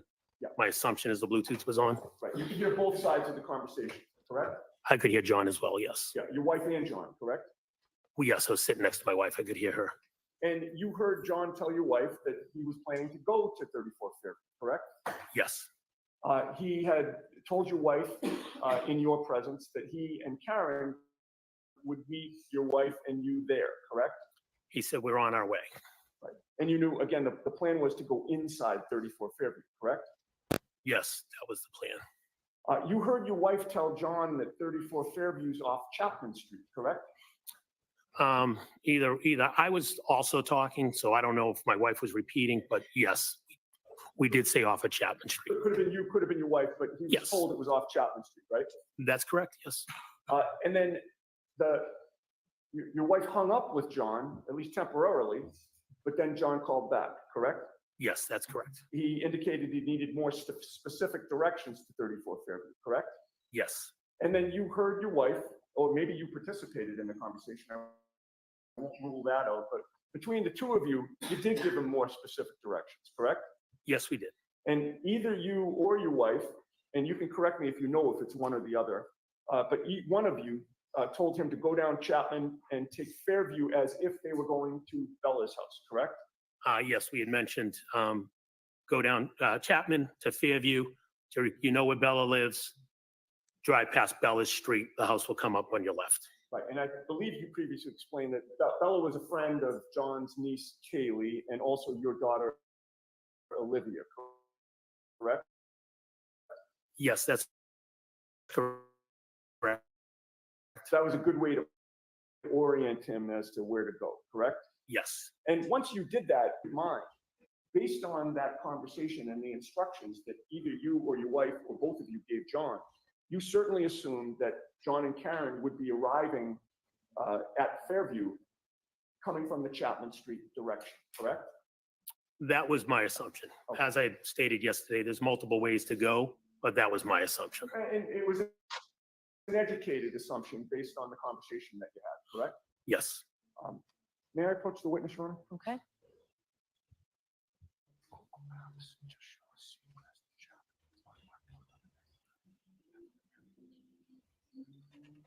I'm going to hand the Thank you. document.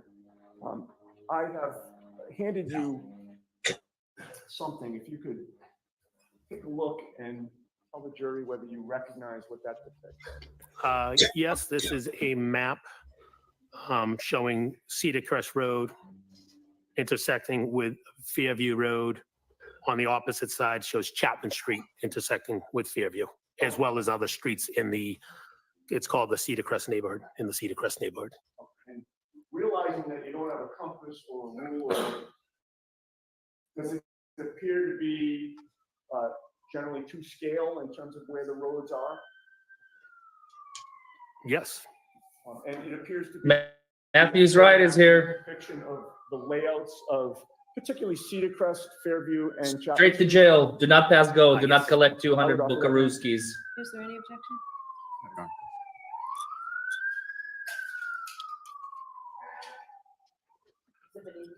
The FBI is there to arrest him. Why don't we hand over the other one?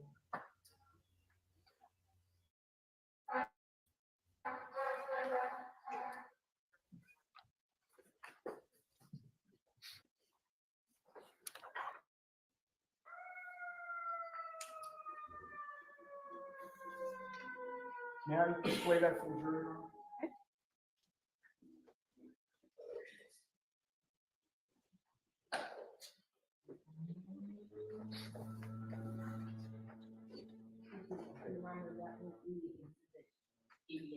Oh, thank you.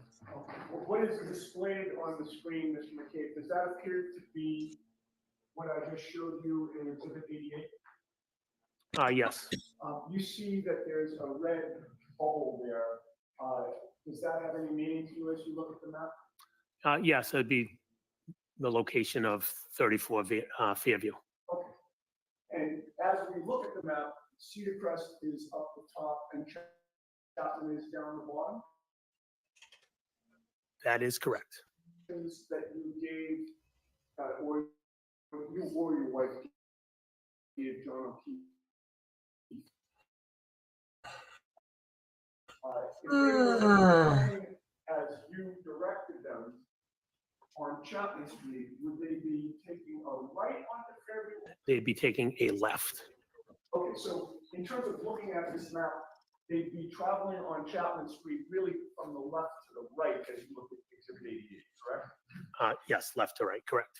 And that would allow them to take a left down Fairview, heading towards Cedar Crest, correct? That is correct. And you would agree with me that that would put the driver's side closest to the Albert property if they just kept going straight all the way to Cedar Crest, correct? Yes, the driver's side would have been closest to the property. Okay, we can turn the lights back on. That would mean, well, strike that. So you agree with me that your state of mind was that was the direction that they would go? That's what I thought they would have, that's how I thought they would have come into the neighborhood, correct? But you never saw the black SUV traveling in that direction or parked in that direction, correct? That's correct. That would mean that in order for the SUV to be facing in the other direction, one way would be for it to make a three-point turn, correct? Objection. I'll allow it. So we're saying if they came down from Chapman and then spun around and facing back up towards Chapman, is what you're asking? Yes, at some point she would have had to turn around. Or do a three-point turn, correct? She could do a 3-point turn, or she could just loop around at Cedar Crest and come back up, either one. And a three-point turn would be consistent with what the V-shaped tire tracks that you saw when you looked out the front of Brian Albert's house, correct? Objection. Sustained. When you were interviewed by Michael Proctor on January 29th of 2022, you had not spoken with Ryan Nagel, correct? No. So it's fair to say you did not know what, if anything, Ryan Nagel had seen in terms of how or what direction the black SUV arrived in, correct? Objection. Sustained. Come on, When you prosecutor, spoke to quit Michael object. Proctor on January 29th of 2022, Get a BIA following on. conversation that your wife had with John O'Keefe that you were either participating in or listening to, that was regarding the directions. That was fresh in your mind on January 29th, correct? Yeah. Those directions had just been given to John, the night before or really hours before, correct? Yes.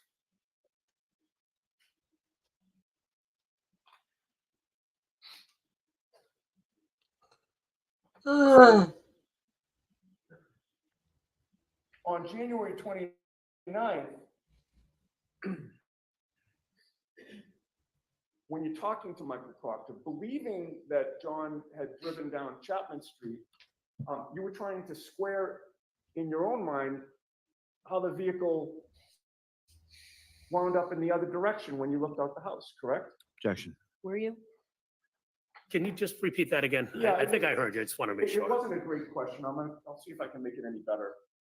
You're talking with Michael Proctor on January 29th in the afternoon, correct? Yes, And he's asking you about the positioning of the black SUV, among other things, correct? yes. And again, I'm just getting to your state of mind. Your state of mind was that, you know, you gave the direction, you or your wife gave the directions to John, and you're thinking he came down Chapman, but you never saw the vehicle in that direction. It was only in the other direction facing toward Chapman. Is that fair? Yes, And so you're naturally trying to square in your own mind, trying to make it make sense as to how that happened, correct? Objection. You can answer that. Were you trying to square that in your own mind? I wasn't trying to, I don't know if I was trying to square it. I just knew that for some reason her vehicle was facing up Chapman. Are you asking? All right, I didn't know what she did. I just know her vehicle was facing up Chapman. and to you, that was the significance of the V-shaped tire tracks when you're talking to Bob, right? Objection. Was it? If I recall, I said there was a V-shaped tire tracks, and I believe the question was, could it be consistent with a three-point turn? I said it could be. I didn't know if it was a three-point turn. It could be because there was weird tracks. Again, I did not see the vehicle. I don't know if she pulled in the driveway and turned. I don't know if she went to Cedar Crest and turned. I don't know if she did a three-point turn and turn. I have no idea. All right, but just one last question on this three-point turn. You offered the V-shaped tire tracks as an explanation for what could have happened, What? correct? Objection. I'll allow that one. I had stated there was a V-shaped tire tracks. I didn't say it was a three-point turn. All right, well, you'd agree with me in any case that if John and Karen entered from Cedar Crest and you saw them where you saw them, there'd be no need for a three-point turn, correct? So you're saying if she didn't come from Chapman, she came from the other side, Cedar Crest, there would be no need for a three-point turn Because. or any turn because she was already facing that way. That's right. If she came from Cedar Crest, she's already. Is this in a the joke, direction that Pepper you and saw C? the Are black you SUV. are you setting up the Correct? punchline? Yes, that's correct.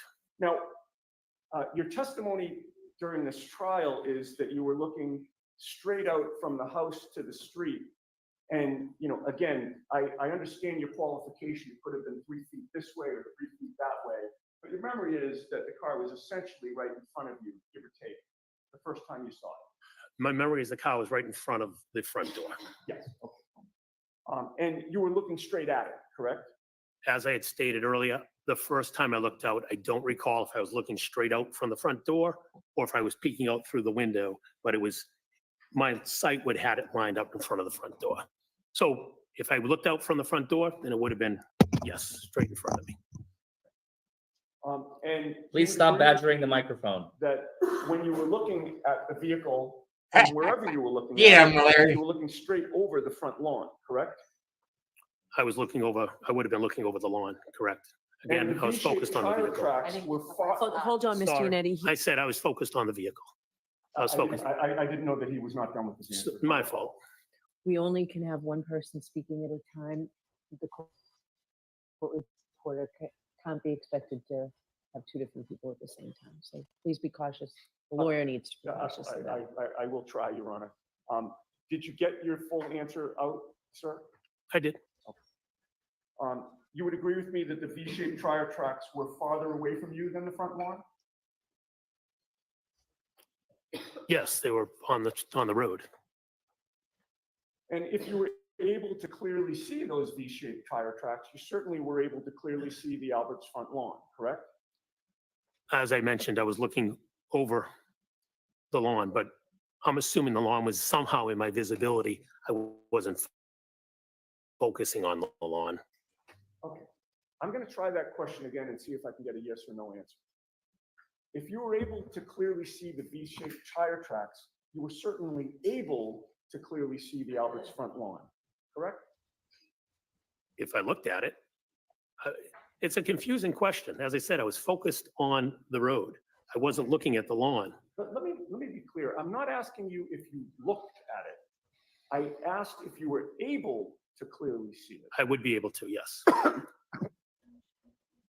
And when you looked out at that black SUV, and saw the V-shaped tire tracks, you did not see a 6'2" man lying on the front lawn, correct?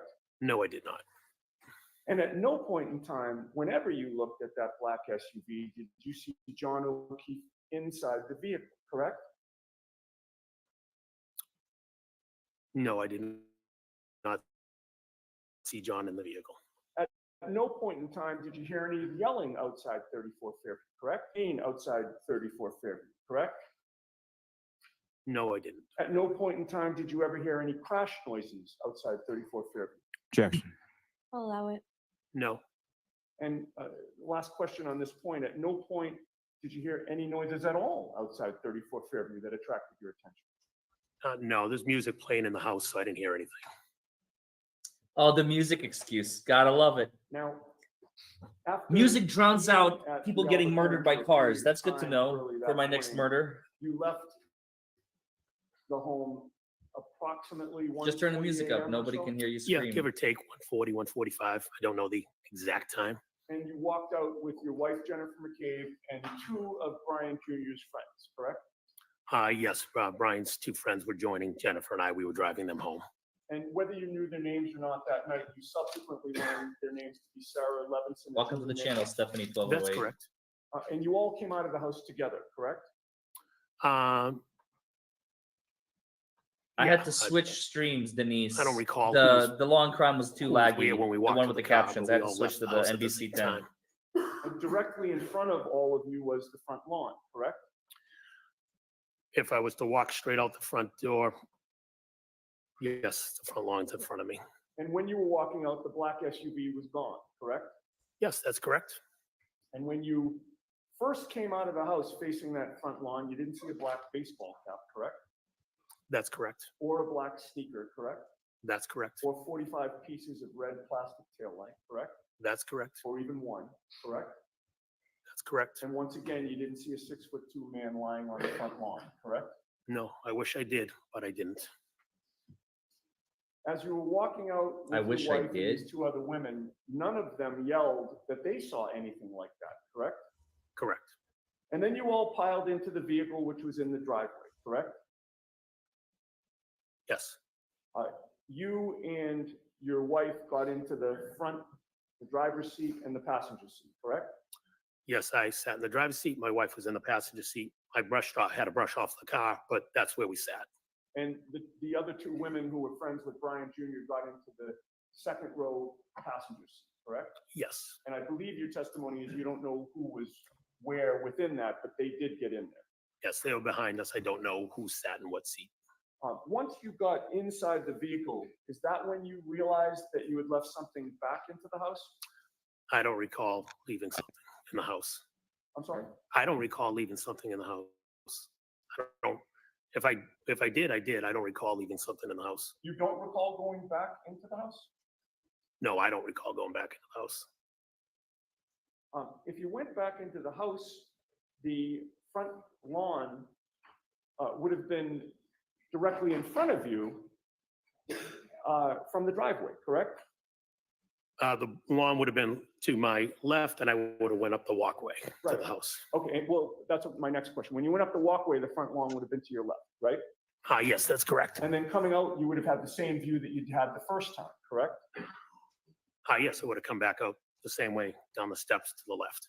And without going through all the various items that I asked you about in terms of not seeing on the front lawn, you know, the speaker, the cap, the tail light, et cetera, you didn't see any of that stuff at any point the second time, correct? Correct. I did not see anything. Okay, so now you're finally back in your vehicle and you are backing out of the driveway, correct? Yes. Is it fair to say that to get to your, well, strike that. Is it fair to say that to drop the women off, your plan was to head toward Chapman Street? Yes, that's what we did. Which would mean that as you back out of the driveway, the rear end of your car would have been facing towards Cedar Crest. Correct. And then you would straighten out, and now you've got a straight shot up toward Chapman Street, correct? Yes, And it would also mean that you drove the length of the Albert's property, correct? yes, While you did that, sir, Julie Nagel never said, "What was that?" Did she? I did not hear Julie say that. She never said she had seen a black object, correct? I did not hear her say that. She never said that she saw a black blob, correct? I did not hear her say that. And she didn't say that the black blob that she supposedly saw was 5 or 6 feet in length, correct? Again, I did not hear her say it. And she never said that she might have seen a person, correct? I did not hear her. You talk about in the car? Correct. Yeah, I did not hear her say it in the car. And you were right there driving, correct? I was driving, obviously focused on the road. The windshield wipers, it was snowing pretty heavily. You didn't have earplugs in. I didn't, but they were all talking in the car. You didn't have AirPods in it. No, I didn't. Certainly not the noise cancellation AirPods, correct? Correct. I did not have AirPods in. And you never stopped the car because you never heard Julie Nagel say anything about anybody being in trouble, correct? I did not hear her say it. Okay. You woke up the next morning, as you said, to screaming, correct? Yes, The screaming was so loud that you thought that the person screaming was actually in your bedroom, correct? that is correct. That was, and it startled you, fair to say? Yes, it did.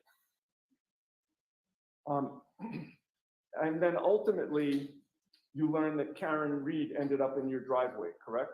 Yes, You could hear her screaming outside, correct? I could hear her outside, correct. She was hysterical She was screaming, Jen. She just kept repeating Jen. in a hysterical manner. Yeah, Jen, Jen. Yes, And she was screaming so loud that she was in danger of waking up the whole neighborhood, correct? she was loud, correct. And other than screaming Jen, Jen in that hysterical tone, you really couldn't make out her words a lot of the time, correct? Not when she was outside my house, no. Skipping ahead to when you went back to Fairview that morning, it's fair to say that when you went, did you say that you went inside Fairview at maybe around 7 a.m.? Is that a good estimate? Yeah, I don't know the exact time, but it would say give or take, could be a little before, a little after, but somewhere in that vicinity. And I believe you testified that the only people inside that you saw there were your wife, Brian Albert, and Nicole Albert. That's- In addition to Officer. Officer, at that moment, that's who I recall seeing there. Okay, so there were, and you didn't know where Brian Jr. was, whether he was sleeping, but you didn't see him. I don't recall seeing him at that moment, no. And Officer Lank was the only police official that you saw inside, correct? At that moment, correct. Okay. Now, in the days after January 29th,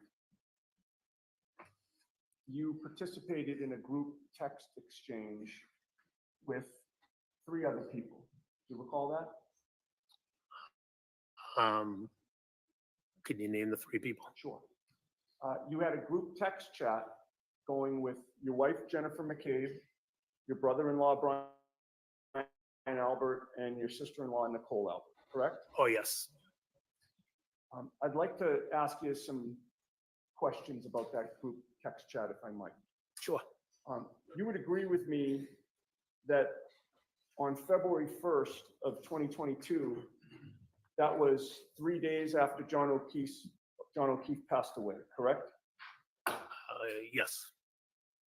And at some point on February 1st of 2022, you were physically either at or near the Albert home at 34 Fairview in Canton, correct? I could have been. I don't recall if I was there.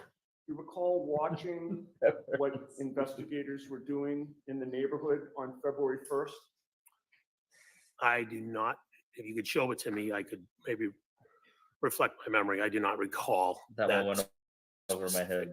day. You don't recall monitoring what troopers were doing? in I the was not neighborhood? monitoring anything that the troopers were doing. If I had driven down the street, dropping someone off, picking somebody up, and saw the troopers, then I saw the troopers. I was not monitoring anything. Directing your attention to 1:34 PM and 27 seconds. You texted your wife, Brian Albert, and Nicole Albert, quote, "Troopers back out front, but in front of the Asian house." Did you not? If I texted that, you could show it to me. He erased it. What?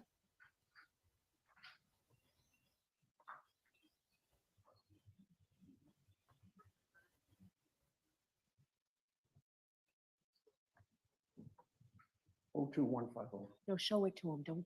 I'm sorry. Attach it? Oh, you show it to. Show it to Oh, Mr. I'm Miller, sorry. and don't reference what it is. You think this is my first try?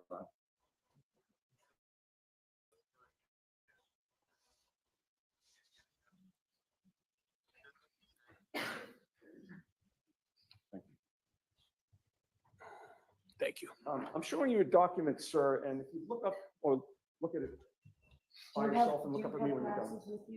I don't use glasses, but I can't see this. So maybe I need glasses. Um, I'm making it out. I got it. I do have an- Asian light? house. No, he says he doesn't. No, it's wear not. It's just dark, but I got it. Excuses.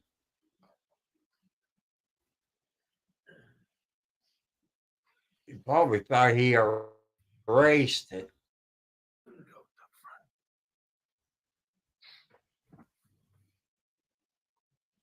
What the hell? Did you just say what the hell? Yeah.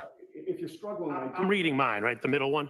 Yeah. Yeah, You take yeah. all your time, the time. Yep, you need. I got it. Yep, I see it. If I may just grab that Yes. back. Thank you.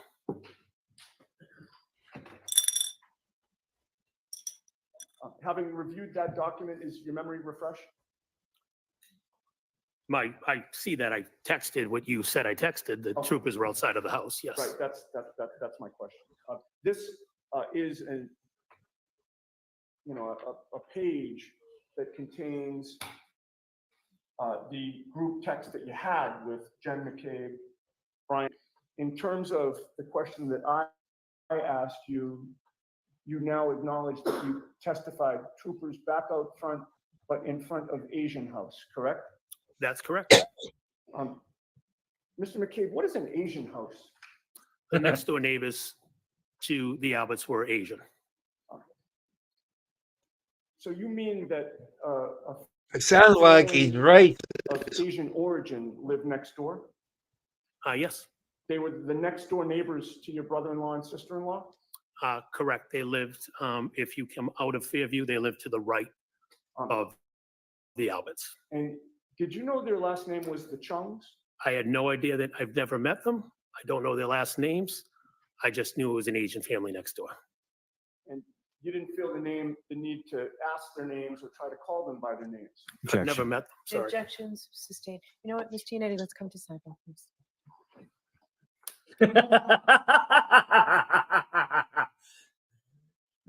The judge knows that Yannetti's got him. Again, it's these little things that like make this trial all worth it. Even the judge is annoyed, like, stop calling him a, like, are you gonna call him a racist? Don't do it. I mean, it's okay to like, generalize and everything, but they're your freaking neighbor and you don't even know their name. The Asian house. Look, there's times to be racist. Like when you're picking a jury, you don't think you're acting sexist, racist, and whatever. That's fine, but you do it behind closed doors, and you do it. There's no record of it. You make sure that you don't write stuff down. But when you're texting a group chat with your family and friends, yeah, the troopers, they're in front of the Asian house, like. That's just a little low, man. You don't even know their names. They're your freaking neighbors.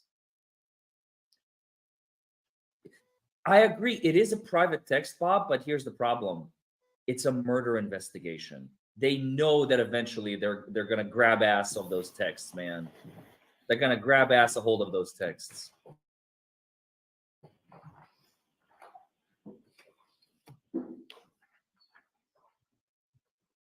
That just shows absolute lack of decorum and lack of When care. you did tell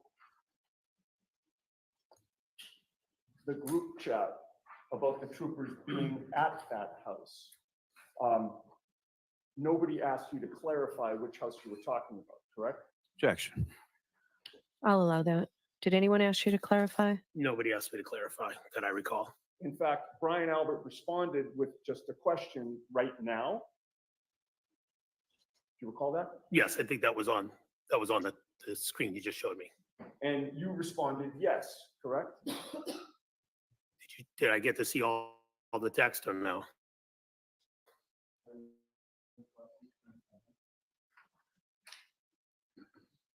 He's shaking. And with the court's permission. Yes. I'm going to give you.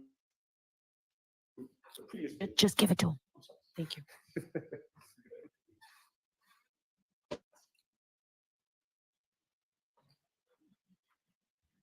I'll just give you one, and if you need the other, just let me know. No problem. Thank you.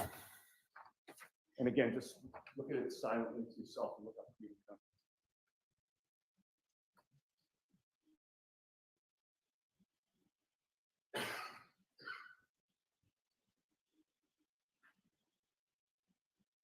So am I to assume where you said Brian Albert said right now? Yeah, would you like to see that? So would that be the last one and then this is the next one? What you, I'm just making sure. I understand, I appreciate that. You tell me. Okay. If with the court's permission. Thank you.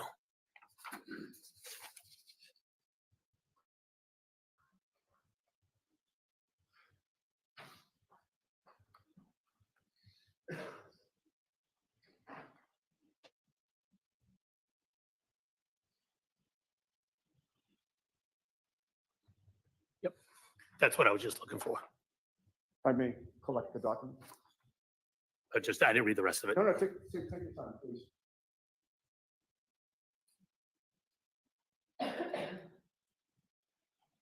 Okay, thank you.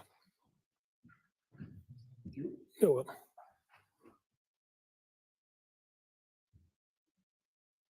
You would agree with me that after you told group text that the troopers were back out front, in front of that house, Brian Albert's response was, right now? Yes, And then you said yes, correct? yes. And then, There are two As a Asians meeting. on the jury, by the way. Is that how he replied? That's what it just said, yes. all right. Now, at that point, you texted the group that you were trying to get a picture of what you were seeing, correct? I didn't see that on the text. And you don't deny that you said that in the text, Can you correct? show me the text, please? Oh, sure. Oh, did you say you didn't see it in the? I didn't text? see that, I'm no. sorry. That's probably because I didn't give it to you.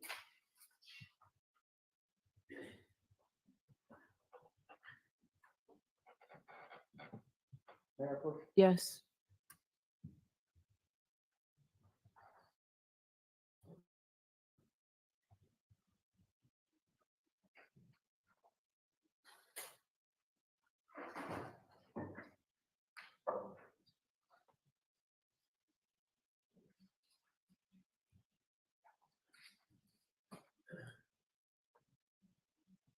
Have you shown those both to Mr. Lally? Wow, he looks so uncomfortable.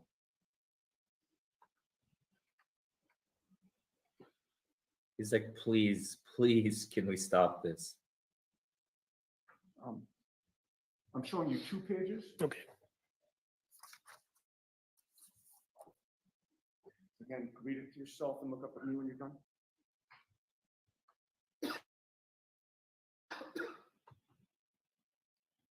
Do you have a phone with a flashlight on you? I don't have a phone on me. If you have a flashlight, I'll be able to see it. Do you mind? Oh, Just needs- dark. Why did none of them That bring their important phones to court, by the way? Is that a coincidence?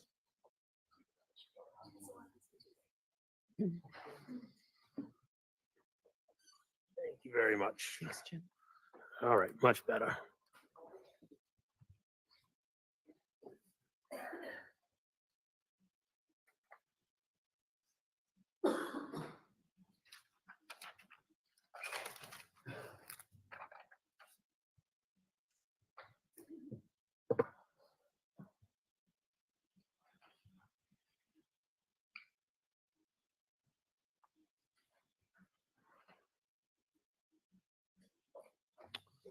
I got it now. Grab that from you. Thanks.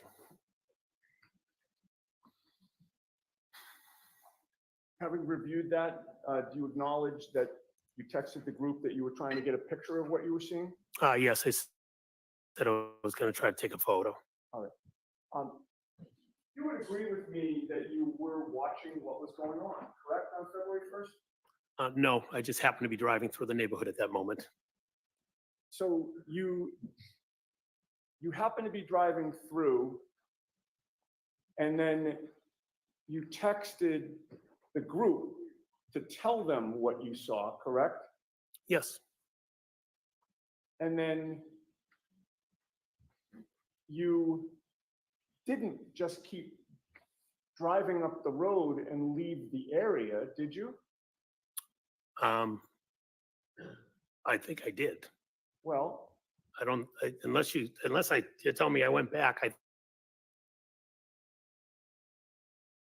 think I did. I said I was going to try to, you weren't, just having seen the troopers back out there at that house, in your mind, you still weren't done, correct? I was going to take a picture to show them, oh, the troopers are outside your house. Done with that scene, correct? I think I was, because I don't know if I took a picture.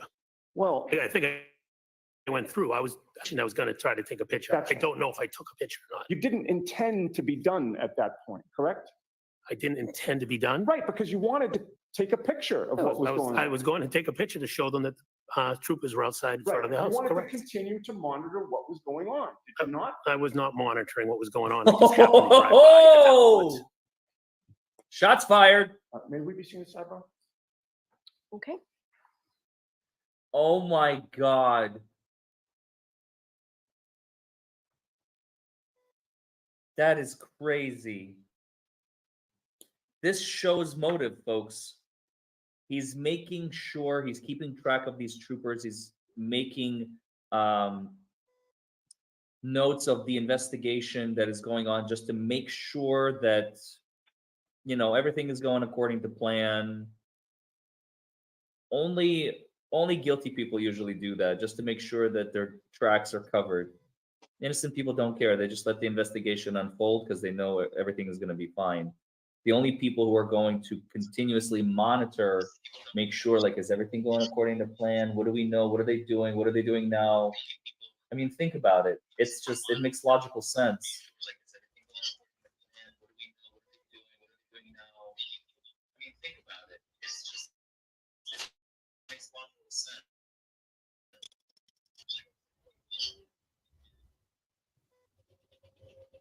Makes complete sense. He's Fredo. Oh my God, that is a good analogy. He's Fredo. Remember in because Fredo betrayed Michael. That's why he, spoiler alert. I think they're gonna excuse the jury for morning break or something.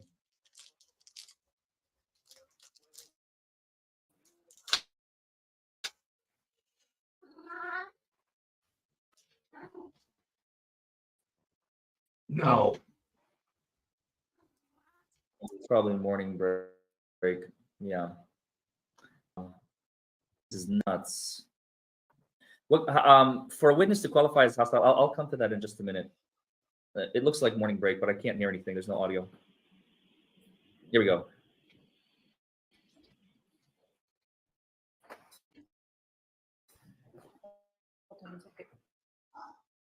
Is there any objection from counsel if Mr. McCabe brings his own phone back in? Should he need a flashlight again? Yeah.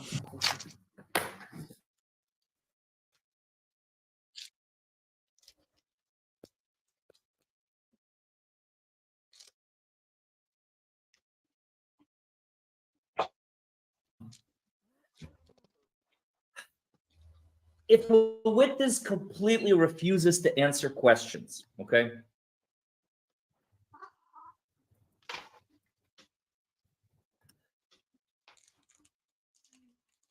Come on, move. Let me show you guys something.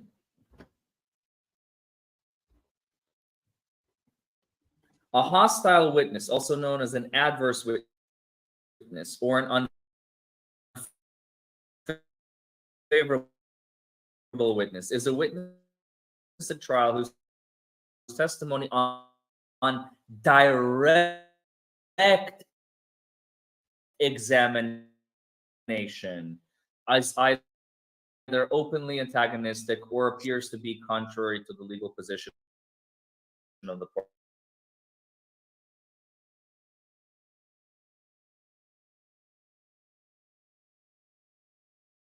What's his name? Cato Kalin. Cato Kalin,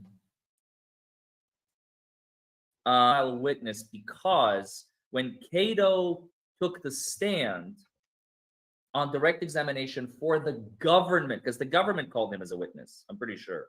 And on direct examination, you know, the who, what, where, when, why, how. And they're like, I'm not answering that. I'm not telling you nothing. I'm not da da da da da. It's like, okay, Your Honor, we have a problem. This is a witness. They have to testify. They're clearly hostile. Permission to treat this witness as a hostile witness. You know, your objection is, or your request is denied. Please continue. Ask of this witness. Will you tell us? No. Will you tell us? No. Will you tell us? No, Your Honor. I renew that this witness clearly is uncooperative. Can you please allow me to treat this witness as a hostile witness on direct examination? Based on the totality of the circumstances, the judge will rule, yes, I believe that this witness refuses to answer any questions on direct examination and therefore will be treated as a hostile witness. You may ask leading questions on direct examination. Yeah. Make sense? You start literally treating that witness as a hostile witness and you start asking them no more who, what, asking them leading questions. And then you went, oh, maybe, you know, and they're going to continue to be like, they're going to continue to be hostile towards you because they're not interested. They're not your witness. They're not, but you have to call them because they further your case. So the reason we can't treat Matthew McCabe as a hostile witness is because this is cross-examination. It makes no sense.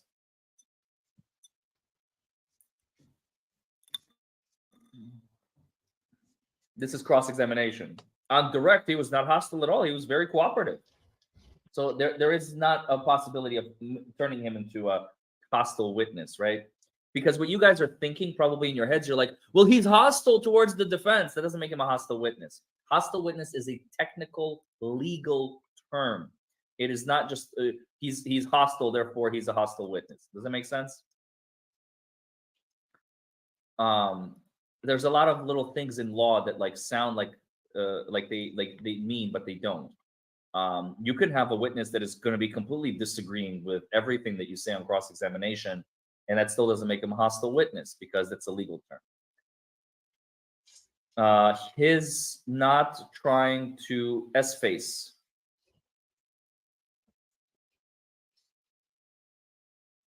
What?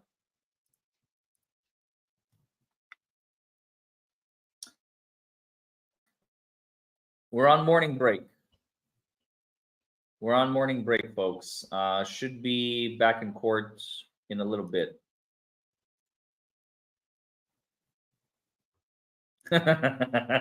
Yana, permission to roll up. That's funny. I like that.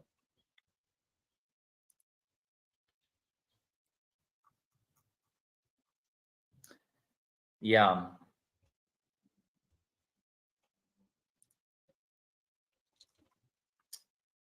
Yeah.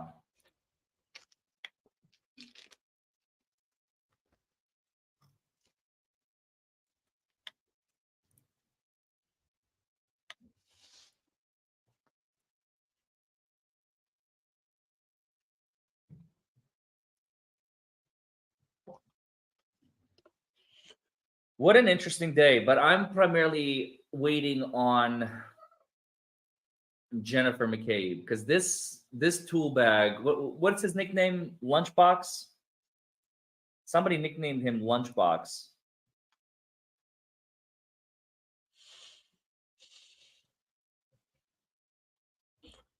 People, I want to thank you for watching.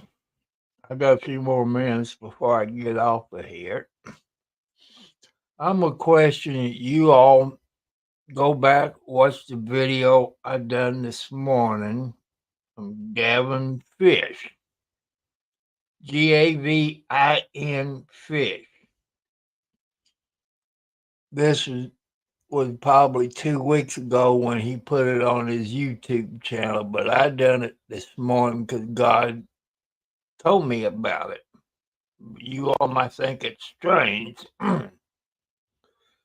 He had a guest on his show this morning, a DEA agent / CSI. And they talked about the Karen Reed trial.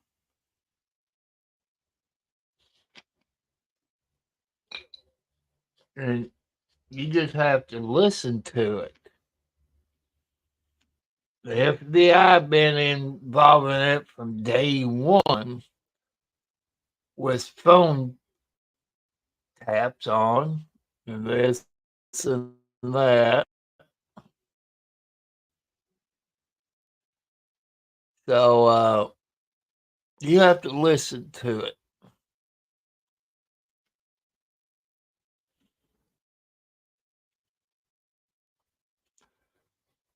And the injury that O'Keefe had is not consistent with being hit by an SUV. You heard what they talk like he been in a fight. It looked like he been in a boxing fight inside of the house of that cop where they found the dead body. I know, but under that state, and it's cold like it, they got to warm him up before they can clear him dead. Also, they didn't tape off the crime scene. They found a glass drinking cup out there, probably from inside of the house. Also, the fight as this DEA agent and some of the wiretaps they had on the phone and the black book, he died in the basement. They cut the concrete up, got rid of the evidence because, you can use something to find the blood on the concrete. Just use common sense. Take notes. Watch my video that I done this morning around 2, 3 o'clock. It was done on Prison Live Studio. So, because that's easy to find with today's date, I believe. He'd been a DEA agent over 25 years. I think he said 28 years, but I'm going to say over 25, plus CSI. And the stuff that the police did, he said you either got test tubes, like, when you give blood, you got test tubes or petri dishes that you can put blood in. He said you also do not use a leaf blower and all this, but the FBI been in that right after, before it even started. So I'm expecting the FBI to come in. They had a grand jury investigation with all the witness the prosecutor has. And the prosecutor and defense got all the evidence that they got. And this prosecutor is a loser. This, I believe, is his second murder trial, I believe. The first one, he was a prosecutor in. They found the defendant not guilty. And Karen Reed was set up, people. You need to watch my video that I done about 2 or 3 o'clock in the morning after God told me about it. He wanted you all to know the truth. And I believe in speaking the truth. Hit the thumbs up, people. Hit the subscribe bell. And you see at the bottom of the screen my post office box if you want to send me anything in the U.S. mail.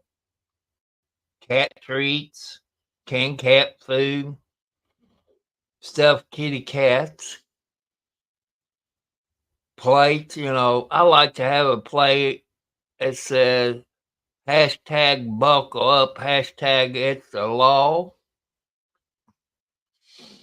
And I know some of you don't like President Trump. You can send me stuff about him, a flag, or mats to put on your porch. And no, I'm not a cat hoarder. I just love cats. These cats is like service animals. They keep me calm. They know when I feel bad.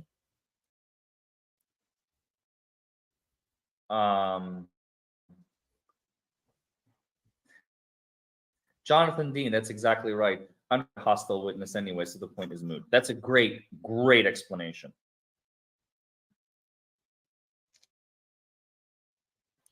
So, okay, one thing I will say about the jury, let me give you guys some insight from what I saw on Wednesday. So, when a witness like Colin or Allie, when they were testifying, because I got a chance to see I got a chance to see the finishing of Julie Nagel. I got a chance to see Allie McCabe, and I got a chance to see Colin Albert on direct, but not all of Cross, because that happened yesterday. Yes, jurors like when witnesses answer questions direct. Oh, and the lab person, the canine, right? The canine DNA lab person. So the jurors, I can tell you this. On cross-examination, the reason that they're so much more highly entertained and focused and interested is because they are starting to relate to the defense, I feel, more and more. Because when Yannetti and Alan are asking questions, David and Alan are asking questions, they're very vigilant and focused and interested because they're getting information. What they don't like is when witnesses go, I don't recall, I don't remember. Like that one moment, oh my God, was when Allie McCabe was asked, you did a Zoom call with the troopers, is that right? Yes, I did. And your mother, Jennifer McCabe, was in the room, was she not? I don't remember. I looked at the jury during that exact moment when she said, I don't remember. If my own mother was in the room when I was like the 19-year-old girl testifying, giving evidence to a police investigation into the murder of John O'Keefe. And I don't remember if my mother, Jennifer McCabe, was in the room during that. I looked at the jury, and several of the jurors were like, oh my God, like they had the, are you serious look on their face. How do you not remember something like that? You're clearly hiding something. They all think that. Don't pin them for fools. They know exactly what's going on. So it's crazy. It's absolutely crazy. How can you be so shady and stupid? Like, it doesn't make any sense. You know what I mean? So, yeah, trust me, the jurors are very vigilant. They're very attentive. They understand what's happening. And there's several of them. People, you know how to use the Cash App. It's on the bottom of the screen, scrolling across. It's the $ Tom Cartwright 4375. And remember, it's Friday. Be safe out there on the road. If it's raining, be careful. Reduce your speed. And also, I like to point out to your ladies, it's not your fault that you're getting abused. So, families, check on your daughter, your sister, your niece. You know, when they come over to visit, you know how they act. And you can go in your search engine, signs of abuse women. You know, it's not your fault. I got quite a few ladies on here who has been abused. They do talk to me. It helps to talk out. And I told a couple of them, go to the umbrella guy. That's why he wears a mask. 'Cause I think he's a psychiatrist. And he has been threatened. You can tell him the state you're in, and he'll help you get you some help.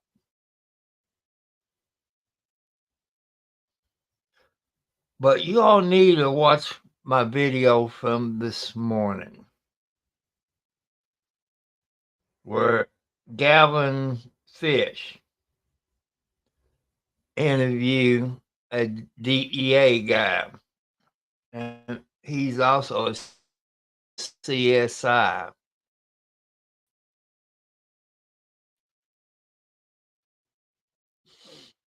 About the case until I believe it was Turtle Boy. It got it out there for us to see and the other YouTubers to see.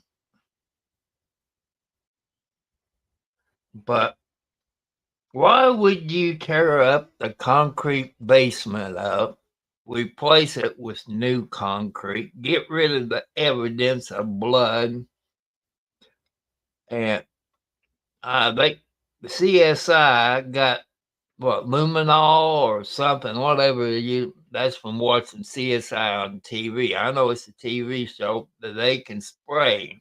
They can spray on the walls. Also, they took $50,000 less than what the house was appraised for.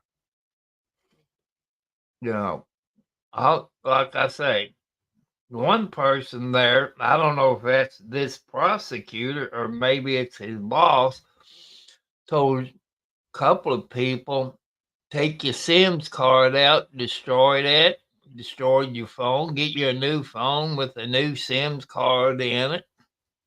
But people, don't you realize it's backed up on a cloud or Google?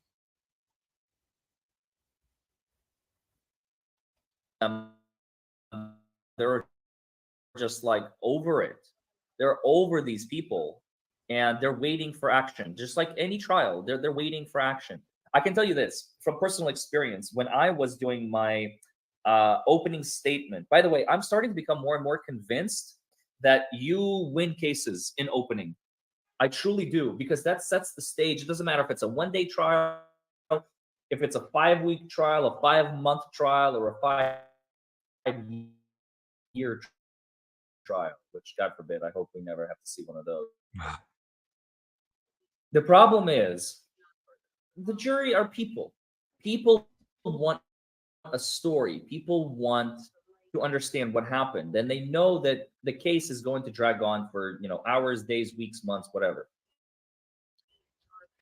When the jury hears from the horse's mouth, meaning the lawyers, even though it's, and we always say this is not evidence, you should not do that. First of all, in your opening statement, never ever as the attorney say, what I'm about to say is not evidence. Because you know what they're going to do? They're going to tune you out. They're going to turn off their brains and their ears. Just start talking. I know it sounds odd, but it's just like stand-up comedy. You know, comedians get up and they're like, it's always weird when you first get up here and you start talking, and it's like, what do you say? What's the first thing that you say? Like, it's so awkward. Opening statements are exactly the same. You just get up there and you just start talking. You're gonna see it again when I post the trial of my protege, Alan. My protege, Tyler Hitch. He tried a case a month ago, and you will see that. Pay attention. You'll see that exact same pattern. The idea is to tell the jurors what they're going to hear. In my trial, just a couple weeks ago, I can tell you this. This is 100% true. As I was telling them my opening, I'm pretty convinced when I was done with my opening, they were all on my side. One of them, I think, even told me that at the end. I can't remember if she did or not. The opening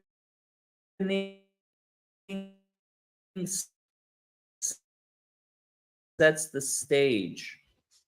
Remember, Yannetti set the stage already. In open,